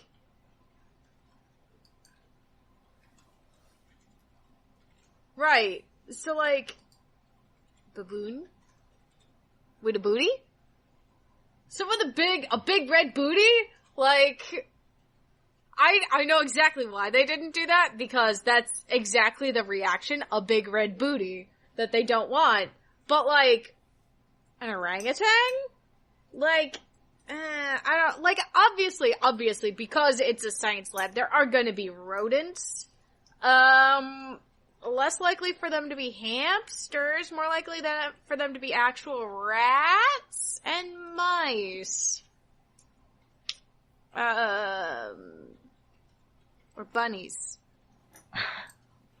I hope when they start, like, running out of character ideas, or at least, like, cycling down on them, they do some, like, stupid Street Fighter shit where they're like, yeah, Winston, you know you're effectively your former owner / trainer / master, the other Winston. Well, he's back now, but he has a cyborg eye. Oh, dude. Yeah. He's half a robot. You have to see if you can turn his robotic heart towards the sides of justice. I would not mind at all if there is another hamster later who holds a gun. Just holds a gun. You're like, yep. This one doesn't have a big suit to hide in. No. I want it to be a porcupine. Because then it's not quite a hedgehog, but it's close. So, you want to try hard porcupine with a gun. Yes, with a gun. Hopefully a skateboard. Like his his ultimate somehow involves a No, a razor skateboard. scooter. A razor scooter. Ooh, yeah, there we go. Yeah. God. When you play him, a song that sounds remarkably like City Escape plays. Yeah! Yeah, he has his own track that sounds like City Escape, but isn't. Is a truck coming over a hill that just starts chasing other players. It's a plane that just crashes into the map. Ah, yes, the 9/11 of Ultimates. Classy. Oh. Can the payload melt steel beams? Actually, I think it can. This is established. Okay, all right. Man, I think this is one of those things that lets me know that I'm old and dead inside. That I just don't get Overwatch. I just fucking don't. Brian, I think that would only be true if this thing was causing like a huge sensation. I think people are more just like, yeah, you guys kind of did this, huh? Yeah. That's cool. I don't really get Fortnite either, so I'm still dead inside. Okay. Tegan, what else is going on? Reggie has acknowledged the Waluigi fans. Like, Reggie Fils-Aimé has acknowledged them. They have been blessed. No, they haven't. That's a lie. Yeah, I see what you put in there. I'm not calling them that. Because the memes are good! The memes are good! Quality memes! I don't think Brian's referring to the memers. I think he's referring maybe to the people who, like... They are the fans. Oh, yeah, like the those fucking people. idiots who are like threatening Sakurai on Twitter and fuck like those guys. Don't do sending that. like bomb threats to Nintendo's headquarters. Only villains do that. Stop it. Yes. So in an interview with Waypoint, the publication asked Reggie whether or not Waluigi will make it into Smash Bros. After the boost in popularity. In fake exhaustion, he responded, "You would think that it would be enough to satisfy the fans, but no! The fans have to focus on the one character that isn't part of the series and demand their inclusion." In a more serious answer, however, Fils-Aimé doesn't discount what the E3 of Waluigi means for the character. So one of the good things about the way we approach E3 is when all is said and done, we step back. We look at all the feedback and share it with the devs, and certainly Mr. Sakurai will be aware of the groundswell of support that appeared for a Waluigi. And in the end, it's his decision to make. Wait. Is E3 of Waluigi a thing? The E3 of what? I mean, okay, Christ. I mean, the goddamn Washington Post ran an article about where's Waluigi. Oh, okay. I just wanted to know if it was like an official thing Nintendo had said. No, Nintendo wasn't like, this year is the year of Waluigi. They were like, oh, are you shitting me? Yeah, like, I want to live in the universe where this same outrage existed over Birdo. Like, I'd like to live in a universe where this kind of outrage is actually channeled into our political system. How about we run Birdo for president? Yeah! Okay. Yeah! Waluigi will be vice president. Okay. That'll be good. I'm down. Birdo Waluigi. And then, like, what other Nintendo characters, like, when they say, everybody's here, who else is missing? We got Waluigi missing, we got Birdo missing. Oh, you know who else we have missing and will forever have missing because they'll never be in anything ever again? Muddy Mole. Okay, yeah. Muddy Mole for Secretary of State. And I think Alex Roivas also will never be seen again, so Alex Roivas can be there. I'll take Mr. Rossetti as head of FBI and Homeland Security. Oh, Mr. Rossetti will be back. Mr. Rossetti as head of Homeland Security because, like, you can't reset your clock without him fucking popping up. He knows. He knows what's up. I'm just saying Mr. Rossetti has a chance to come back. Like, eventually at some point Nintendo will acknowledge Animal Crossing again, but we're talking about something like Birdo gone. Birdo is gone. Waluigi is forever consigned to fucking playing various shitty sports games. He just wants to have fun playing tennis with his friends. What's wrong with that? Don't make him fight people. You know who should join the roster? Captain Syrup. Oh my god, that'd be... that's such a good character design. Oh my god, like... Is there Captain Syrup cosplay out there? I have to do research immediately. Captain Syrup rules. Who's Captain Syrup? She's the main villain of the first 3 Wario Land games. Or first 2. The third one is you kind of fight like a Cthulhu-like entity in the third one. And then she comes back and shake it, right? Yeah. She basically rules that. Yeah. And she is such a... Like, you look at the ongoing character design of, like, the Shantae series, especially once Shantae started incorporating pirate shit. And you're just like, yep, right there. That's in the fucking DNA. Yeah, all-time great forgotten Nintendo characters. She's right there. So, yes, Waluigi, people. Congratulations. Like, we have just come up with, I think, like, 4 or 5 more interesting choices for Nintendo characters who are not included. But, good thing you're threatening Sakurai on Twitter. That's real nice. In my ideal world, both of them would be in, but... Yeah. I mean, I think a more useful application of passionate Waluigi fan time is, have you guys heard about this guy making this Waluigi, like, fan game? No, I haven't, actually. Okay, so there's this dude who went on Reddit, because that's where things happen now. And he's like, I had a dream that there was an open world pirate exploration top-down pixel art Waluigi game, and I'm really disappointed that there isn't a Waluigi pirate game. And so this other guy started making this game, and like the character is not named Waluigi because this guy's like, I'm finishing this fucking game. And so this game, Wally Gladstone, Sea of Greed. Oh my god, this is real? This is amazing. I love this already. This person needs a job at Nintendo, please. Yeah. So if you go take a look at some like early screenshots of like Sea of Greed, yeah.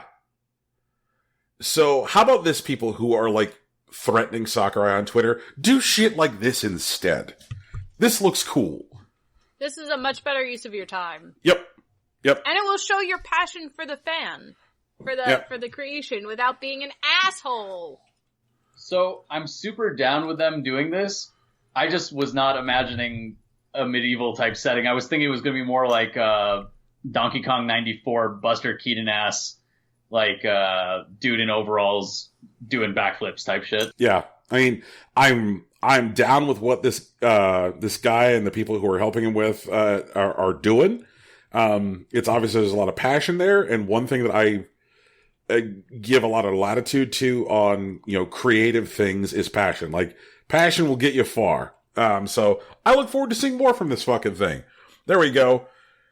Free plug for this dumb fan project. Wait, not a dumb fan project, a good fan project. But people who are abusing Sakurai, stop. The man is killing himself to make your dumb game. Goddamn Smash fans. I have one more. I think there's definitely a Venn diagram, and I think that like, if you take the Venn diagram on one side, which is like irritating Smash fans, and then over here is irritating Waluigi fans, the concentration of awful that happens in the overlap in this Venn diagram, irritating Smash fans who are also irritating Waluigi fans, those people are pretty bad. I can buy it. Yep. So one more piece of news, and this might be the clear winner for dumbest piece of news this week. So the eviscerated corpse of Atari accused tech publication The Register of fucking lying in an article that they published. So they said that an interview with Atari COO Michael Arst was inaccurate, that the quotes were not accurate. The Register responded by releasing the audio from the interview. Yay! Yeah.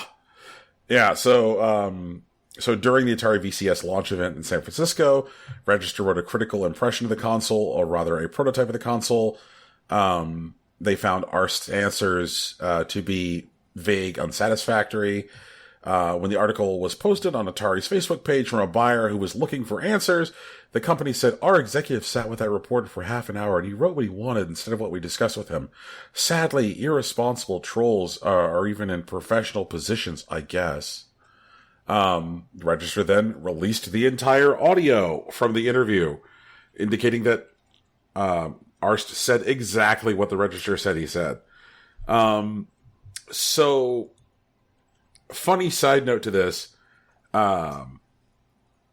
Tommy Tallarico, who is currently the COO of Intellivision, because that's a thing, got out there and was using this story to bag on the Atari VCS, being like, yeah, it's vaporware, it's not a real machine, Indiegogo doesn't require you to have a functioning prototype, so like, Kickstarter is a lot more reliable than Indiegogo because of Indiegogo's prototyping rules. And I'm like, I never thought that I would live in a version of 2018 where there are console wars between Atari and Intellivision over the validity of various crowdfunding platforms. The future is stupid. What do y'all think of this? It's pretty fucking insane. Like, just even... I'm trying to imagine you telling your past self that, and just like the way that would have blown up in your mind. Yeah. These people at this point have got close to $3 million. In fact, have they surpassed 3 million? I gotta check, because I also know that the way the world works, again, a lot of people aren't necessarily plugged into shit, and so I think that there are plenty of people who have no idea that there was a train wreck of an interview with Atari. No, it has... looks like it is, at this point, still just shy. They're at $2,985,691. And when do they need this by again? They've already hit their goal, so they're getting all this money. Just shy of 3 million. They're like 15. Yeah, they're just like 15,000 shy. But yeah. What a... Atari name would just die. Yeah. Because it's not even the corpse anymore. Like, it is, hey, what if I dug up a corpse and wore its skin? And then someone else killed that person and decided to wear their skin. And then someone else decided to kill that person, wear their skin, go back to the grave, hold a seance, say they incorporated the soul of the dead company into themselves, but really just be a complete sham. It's so bad. It's so bad. Like, there's like some additional funny business going on with Atari right now. So like, the eviscerated corpse of Atari is supposed to be releasing a video game called Tempest 4000. Wait, with Jeff Minter or not? Yes, with Jeff Minter.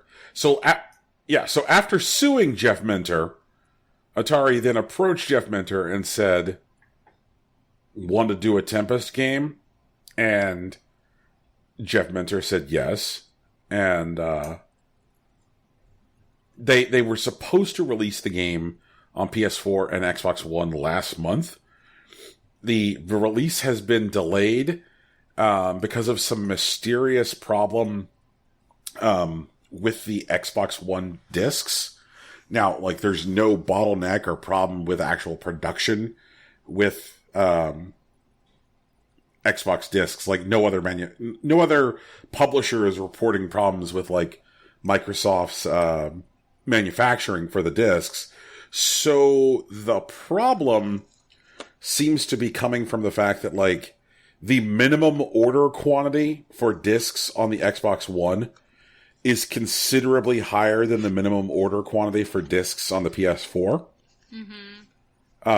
Like, Sony will run quantities of below 1,000 for PS4 titles. Like they will push that, or that they'll push the limit down pretty low. I think the lowest print run of a PS4 title is something like 800, 900. But to like press an Xbox title, the minimum order quantity is 10,000. So it seems like the problem is the reason that these releases have not come out yet, these console releases, is because Atari can't seem to get the money together to meet the minimum order quantity for fucking Xbox. That's pretty fucking crazy. Yep. Yeah. Like, and one of the things that I've been following has been like the ongoing progress with the release of the ZX Spectrum Next. And again, like I think that if I were to travel back in time and tell myself in 2018, Tommy Tallarico is president of Intellivision, Atari appears to be readying the release of a console which they know nothing about and might in fact be a giant fucking scam. And the closest to release is from Sinclair, the ZX Spectrum Next. I would be baffled by this. I would not understand. Like, yeah. So that's dumb. So beyond the obvious, that's dumb. Do you guys have any additional thoughts on this amazing Atari train wreck? I guess like my thought isn't super related to the situation itself, but just a question for clarification.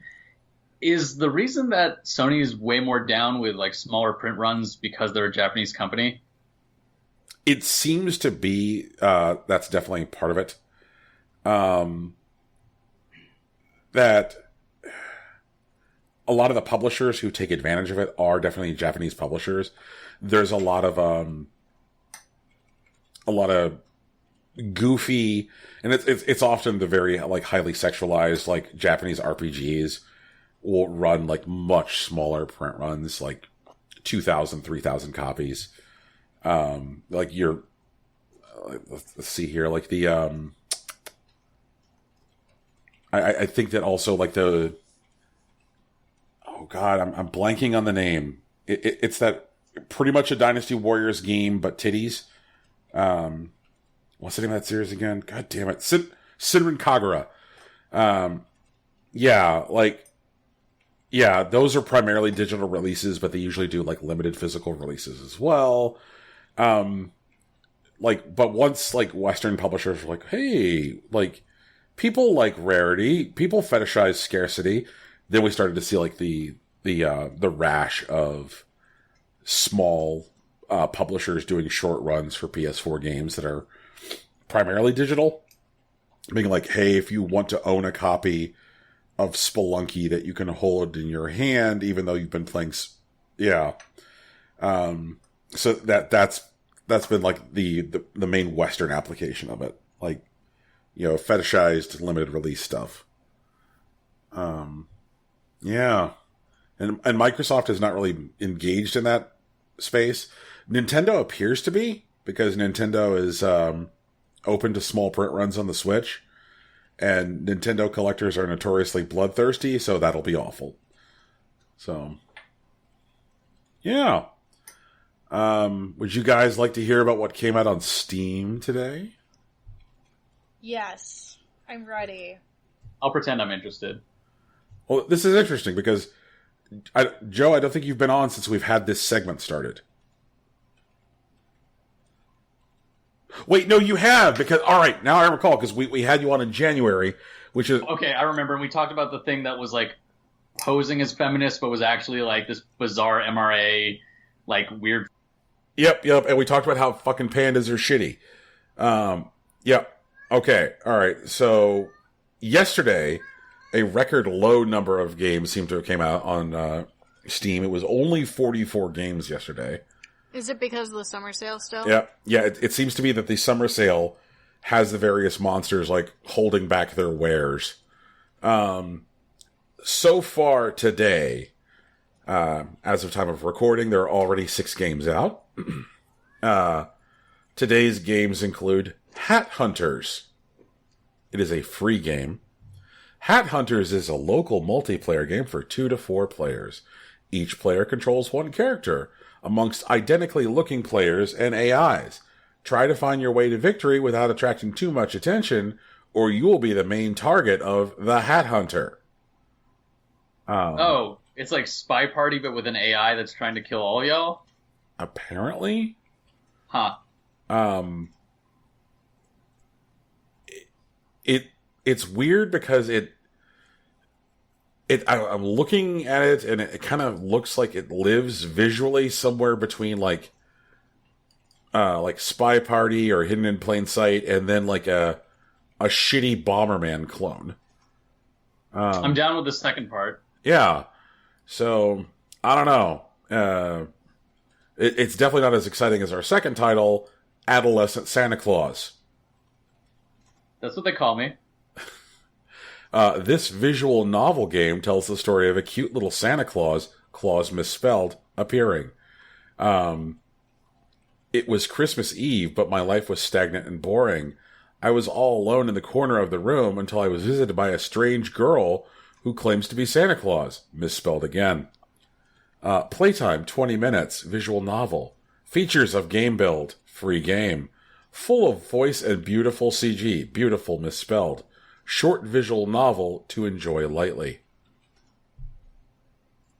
No. Number 1, Santa's not a girl. Number 2, 20 minutes? Yep. That's it? Yep. Brian, that game definitely values your time. I'm not sure I want to spend any time with lolly Santa Claus. Oh, it's a lolly? Yeah. See, suddenly Tegan's like, all right, I may have rushed to judgment with fuck this game. Why is it a lolly? Like, Santa's a big old fat bear man. Have you met Santa Claus? I mean, I hope he looks like how I picture him. Young Santa can be skinny, but I mean, if you're eating all those cookies, you're gonna get a belly. What if I told you? Go ahead. No, just that we both said, what if I told you? I was going to say, what if I told you that, young Santa in the 70s was charged with, I don't know, dealing cocaine because he's Tim Allen. What? That's not Santa. Tim Allen isn't Santa. Tim Allen's an actor. No, Tim Allen is Santa. This is canonical as of the movie The Santa Claus. No, that's not how Santa works. What if I told you that every used to be a ginger, first of all. Well, so. Every generation, a new Santa Claus becomes Santa, and that the current Santa, after receiving extensive training, is Mario Lopez. No, it's not Mario Lopez. Mario Lopez might be like, no. Who's the third person in this Triforce, if we're going with the reincarnation thing going on? I'm assuming a small child offered up to Santa by Mario Lopez? Like, just cementing the future timeline? When I was a small child, I wanted to be Santa when I grew up. So why can't I be Santa? No, I don't want to be a tiny lowly Santa. I want to be a big man with a beard. A big beard. I want a big beard. When I was a child, I wanted to be Mario Lopez. And look at me now. You did not. You're right. I'm a failure. Tegan, why are you hurting Joe? When you were a child, I think you just wanted to be taller. Jesus. I still kind of want to be taller, Tegan. I don't know if you know this. I mean, it sounds like you're taller than me now, so, like, that's an improvement. Thank you. Also out on Steam today, Perseverance, Part 1. Perseverance is a horror drama visual novel about survival and redemption.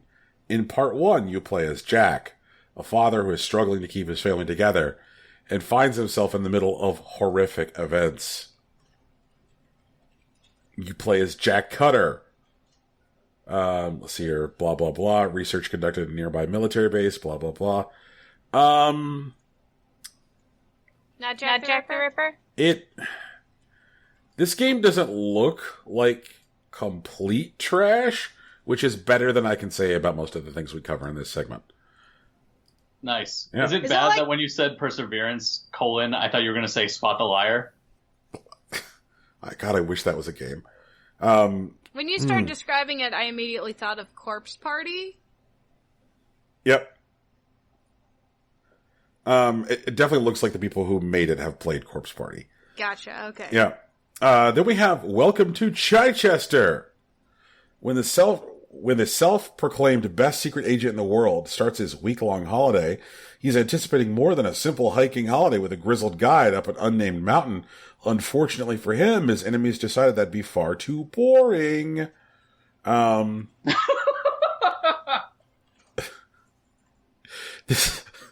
This is a short comedic visual novel featuring an interesting array of characters, an exciting story that will hopefully be expanded to a larger series. Visit Chichester. Not personally, though. The ability to give your character a name. Wow. Comedy. Quirky characters. Features music by Kevin MacLeod. I mean, it's already made you guys laugh, so I think it's succeeding. Kevin MacLeod is like, if you need music and you're like, okay, I need music and I want to pay very little for this music, and I'm going to be using it commercially, Kevin MacLeod is the way to go. Like, if you have heard cheap licensed music, it is, in so many situations, likely Kevin MacLeod. Does he just, like, churn out a ton of stuff in different... Oh my god, yes. They're like, the library of his work is, like, vast and well known. Kevin MacLeod is kind of a joke. Not in like a Kevin MacLeod is a joke because he does shitty things, because Kevin MacLeod has created a rich library of music for the world to use. But also, it's a joke because people who need music, like, getting Kevin MacLeod music is like kind of a reflection of, I don't know, I literally didn't want to do any other work. Like, it's like go ahead. You guys should really have him on, but just like throughout it, just be like, and we'll take another break and just cut to another thing of his music and just keep doing that. Oh man, you see, that's it. Like, yeah, like I could think of like at least like 5 different fucking podcasts that have used Kevin MacLeod music, for like various bumpers. Like, I know, yes, they do. That's good for him then, right? Yeah, no, Kevin MacLeod does okay. Like, yeah, his music gets licensed all over the place. Like fucking Harmontown uses Kevin MacLeod all the time. Giant Bomb uses Kevin MacLeod. Waypoint has used Kevin MacLeod. Like, if you're just like, I don't know, I need music right now, like, Kevin MacLeod is the answer. And just like the idea that this game in its description is like bragging about using Kevin MacLeod music, I'm like that's kind of wild. Like, congrats. Do you think they're in on it? Do you think that like they get how stupid that is? Jesus, that's one of those things where I'm always afraid of like attributing a level of self-awareness to people that like, yeah, like, I'd like to believe so, Joe. Part of me really wants to believe, but then like I look at the Steam marketplace. I wish had back of the box bullet points that included features the Wilhelm scream. Oh my god, yes. Like, I have watched movies because I have wanted to hear the Wilhelm scream. Like, there used to be at least like a good archive online. I don't know if it still exists, which is just like catalogs films with the Wilhelm scream in it. God, and I'm trying to remember the name of that other. There's another Scream. I'm not gonna get caught up. Yeah. Yep. It's like, ah! Yep. All right. This Welcome to the Chichester thing appears to do that thing where they put like shitty pre-bought anime assets over photo backgrounds that they bought from like a clip art store and like a stock photo store. I hope the bullet points also include made in Renpai. Man, they do not. They probably should be bragging about Made in Renpai, but like, yeah, this is fucking fantastic. All right, yeah, we strongly recommend Welcome to Chichester. Moving on, First Core, and I should also mention that like normally we mention prices.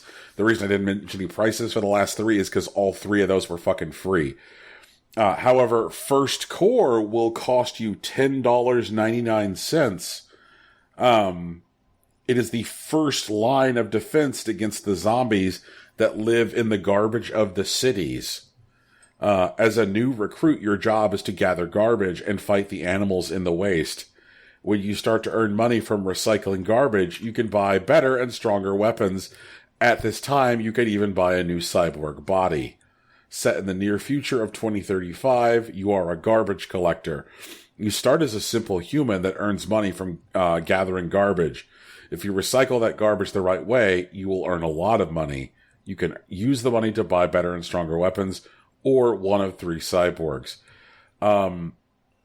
Ooh, man, this.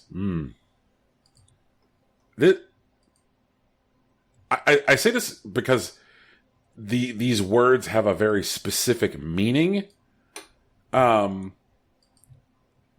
I'm trying to not use this wantonly.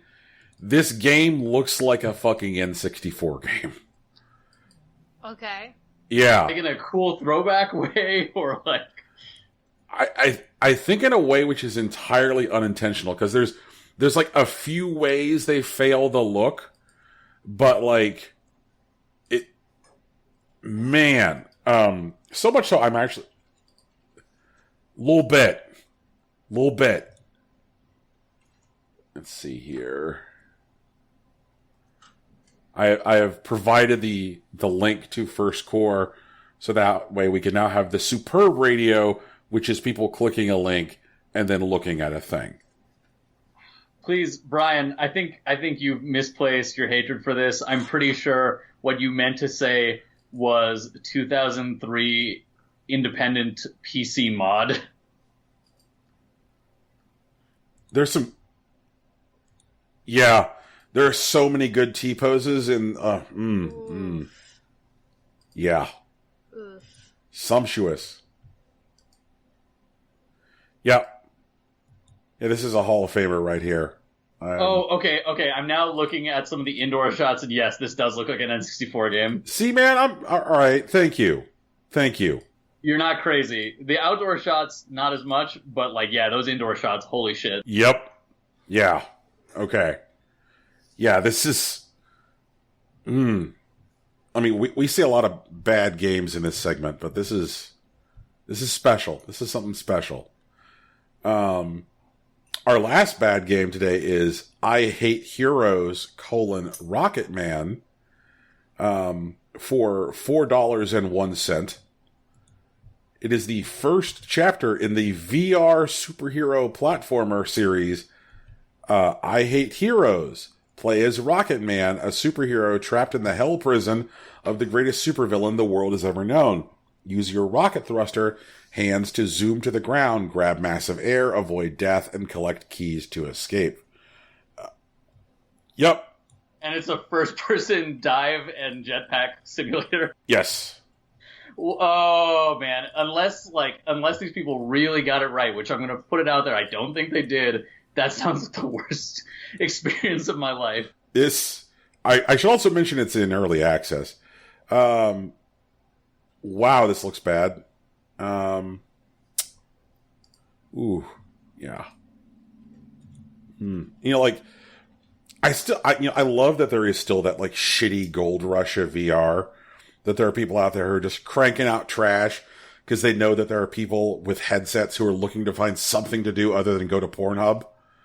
Shitty VR developers, we salute you. What's funny is, I don't know if you know this, Brian, but you probably guessed, literally everyone who makes VR games, one of the first things they do is try to make a flying simulator and then realize it's a terrible idea. So the fact that these people are coming to market with it is mind-blowing. Yeah. Yep. Thumbs up. God. So, Joe, I think that last week when we were having our Cat's Grade Mail, that the interaction that we were talking about came from you. So we can have you on and directly get your thoughts about our various offered mashups. Oh, man, I have to remember what was said. There were some that, like, did interest me. God, what? Could you guys refresh my memory? Tegan, what was yours? What was my what? Your Japanese RPG series with Western animation series. Oh, Wasn't there Cartoon Network X something? yeah, it was Cartoon Network and Ghibli, I think. Was it? Was it frickin' God, was it? I don't remember. Yeah, I don't remember either. When I was listening to, like, normally I'd remember, but when I was listening to this week's episode, the audio got all messed up. In my version. It got really out of sync after, there was something you guys talked about where all of a sudden everything was out of sync. Yep. Oh, good. Oh, good. Rocky said he was going to take a look at it, so it's probably fixed by now. That's cool.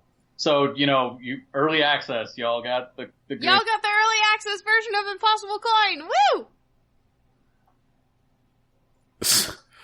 Woo! Mine was Xenoblade Chronicles Cross Masters of the Universe. Right.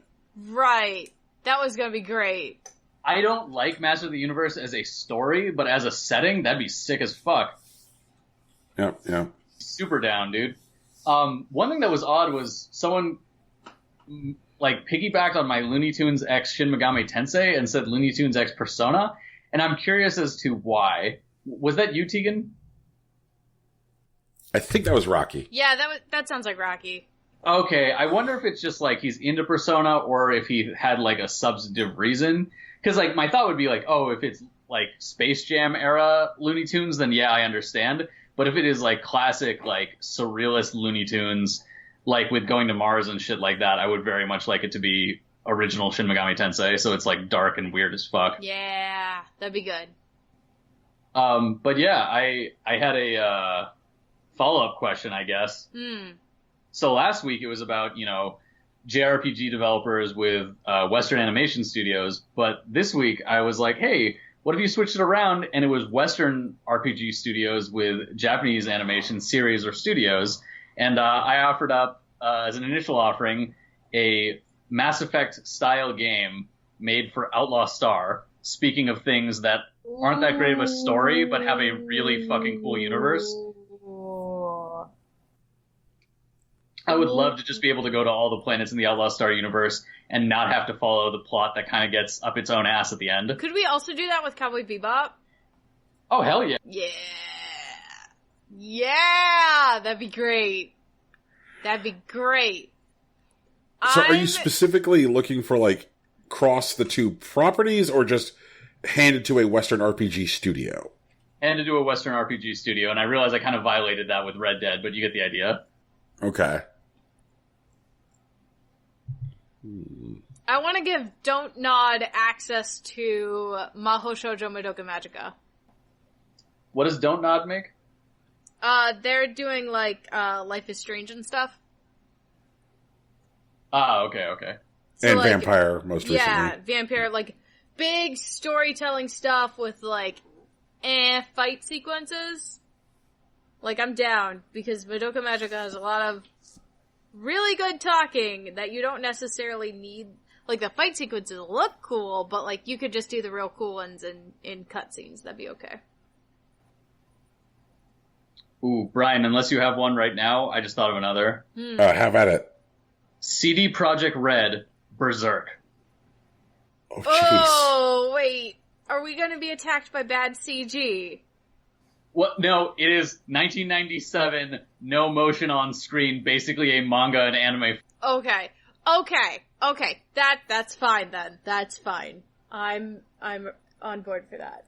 I will hold that is the best animated form of Berserk till. Yeah.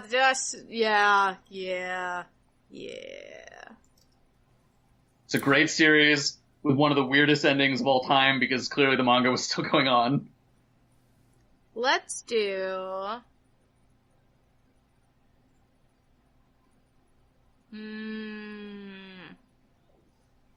Hard. I want someone who's not Blizzard. But I'm probably gonna need it to be Blizzard. Fuck. I want an MMO of Digimon. I As soon as I said MMO, you were like, fuck, it's a Digimon thing. It was either going to be that or like Sword Art Online. No. For Sword Art Online, no, for those you really do need the full dive plugin technology. It's not worth it otherwise. When's that coming? When can I jack into the system and then just leave the real world behind forever? I don't know. Unknown. Please assist. And, I feel like there's a lot of, like, Sword Art Online style stuff. There's a lot of, like, .hack style stuff. And I feel like those wouldn't work as well. You know? They're already, like, so versed in what was initially a Western, like, gameplay tradition that it's kind of weird, actually, to, like, fold it back in. Okay, so... I'm struggling on the developer I want. Because I can think of a developer, but they aren't necessarily known for RPGs, but I think that they could convey what I want from the property. I'd like to see Food Wars be a game developed by No Goblin. What does No Goblin make? No Goblin, their first game was Roundabout. Open world driving game, which is inspired by, and I apologize if I mangle this, what is it? Kuririn? The stick game. Yeah, so it's like the spinning stick game combined with Crazy Taxi was pretty much the premise of Roundabout.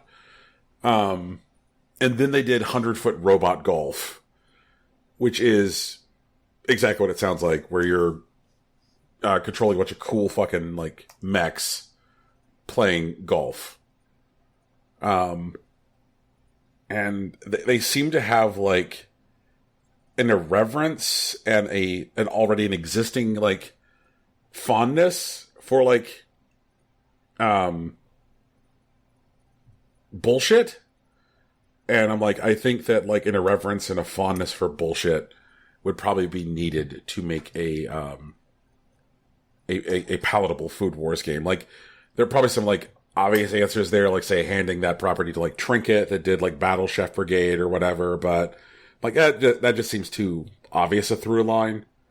I would like it to convey, like, some of the more, like, bullshitty aspects of that anime, so I don't know. Yeah. That is a tougher one, sir.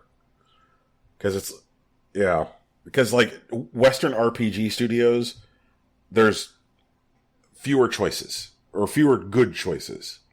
Mm-hmm. Yeah. You know who I wish could turn out a game faster than, like, in an eternity? Who's that? Games. I.e. the people who made Barclays Shut Up and Jam Gaiden. Is that guy going to put that game out before he dies? Like, I have no idea. But, like, man, if he could actually turn games around fast enough, I would love for him to make a Bobobo game. Oh god, a Bobobo game would be so funny. I would love it. If he did, he should also do a JoJo's game. Nah, I don't think he could do a JoJo's. You don't think so? I don't think so. JoJo is like fourth wall breaking, but in a way that takes itself really seriously. Yeah. And Bobo is more comedic. Like, the parts of JoJo that are funny are supposed to be funny for people in universe rather than... Gotcha. I just checked to see when the most recent update was on the Kickstarter for Barkley 2, and it was October of last year. Oh. Man. And just for reference, estimated delivery was December 2013 for that. Wow, that's the Duke Nukem Forever of... Ow. And like, I know that like he occasionally will wheel the thing out at a show. Like, it's been at the Indie Mega booth a couple times. I know that Dave Lang has played it. It's goddamn. There are, of course, a million angry backers in the comments at this point. Like, I guess people who don't get that ridiculously ambitious games when made by a single dude take forever. But, like, oh man, Kickstarter has some problems. But yeah, Tales of Games would be a cool developer to see do anything. How do you guys feel about the impending Fist of the North Star game from the Yakuza team? That may be the only Fist of the North Star game I've ever wanted to play ever. Yeah, I agree. Besides that, like, arcade game about punching targets. That's gonna be a good game. Yeah. That's gonna be a good game. It will probably also be a deeper examination of the Fist of the North Star universe than any of the Fist of the North Star manga or anime has ever been. Yeah. Because there's not much to that universe. I love it, but you get the idea in 4 episodes. It'll be good. I'm looking forward to seeing how, like, the open world, endless, like, really amusing, varied bullshit distractions of Yakuza translate into that. Because, like, you can find ways to just, like, distract yourself forever in Yakuza games. And be like, oh, I drank beer enough with this guy that he invited me to join his baseball team. I've now unlocked a baseball minigame and an entire baseball plot. I wonder how that'll translate in that game. I'm really looking forward to I've planted enough flowers that my older brother, silver-haired rainbow Kung Fu Jesus, showed up. I'm really looking forward to that. Wild. Well, guys, do we want to call that a show? I'd say so. It's a pretty meaty show. All right. Well, fantastic. A lot of meat on the bone. And just to give you guys the important deets, we appreciate the reviews. iTunes is definitely a place where we like to get them. iTunes is kind of the most important one. If you leave a review on iTunes, I will do dark business and get you a biscuit. Google Play and Stitcher also helpful. There is music at the beginning and end of this show, which is not by Kevin MacLeod. It is by Big Sach. His work is available on SoundCloud at soundcloud.com/Big Sach and J. Follow him on Twitter at Hillary_swank. Hang out on our Discord. And there is some streaming, which goes on, Monster Hunter Mondays. And please get at us and let us know what you'd like to see on Fridays, because I sure as hell am not going to get out there and play Hearthstone for you jack-offs if you're not going to show up. So let me know what you want to see, and I'll play it. All right. Quick plug. Sure. Hey, guys. So I thought this might have been some of the reason I was invited on, but maybe it's actually just coincidence. But I have a new podcast that I'm running, not video game related for once, called The Yu Yu Hakusho, which is spelled like the anime series, the 1990s anime series Yu Hakusho, except with a W at the end, show. We are rewatching, researching, and talking about, Yu Hakusho on an episode-by-episode basis, but each episode of our show encompasses between 3 to 5 episodes of the anime series, and we're sort of doing a deep dive on the differences between the original script in Japanese, the English dub, and in many cases the cultural context around them. And recently, because I've been watching it in Spanish, I'm also trying to compare it in the Latin American dub versus the English and Japanese dubs. So if you ever wanted to get really deep into an anime series, maybe one that you saw in your childhood, or if you just have an interest in like the occult and martial arts, y'all should really check the show out. We're on iTunes, we're on Podiant, and we're probably redistributed on a bunch of other stuff, but give us a listen. Joe, I have a question. Do you insist on only creating podcasts with really bad SEO? So this one's actually been doing better because, like, the name is catchy enough that, like, people have at least been like, oh, haha, I get it, you know?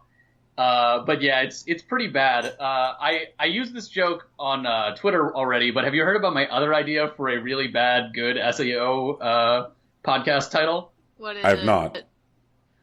I want to make a podcast where we watch every Jackie Chan film and show and play all the games and read his biography and all that stuff, and we go year by year in his life.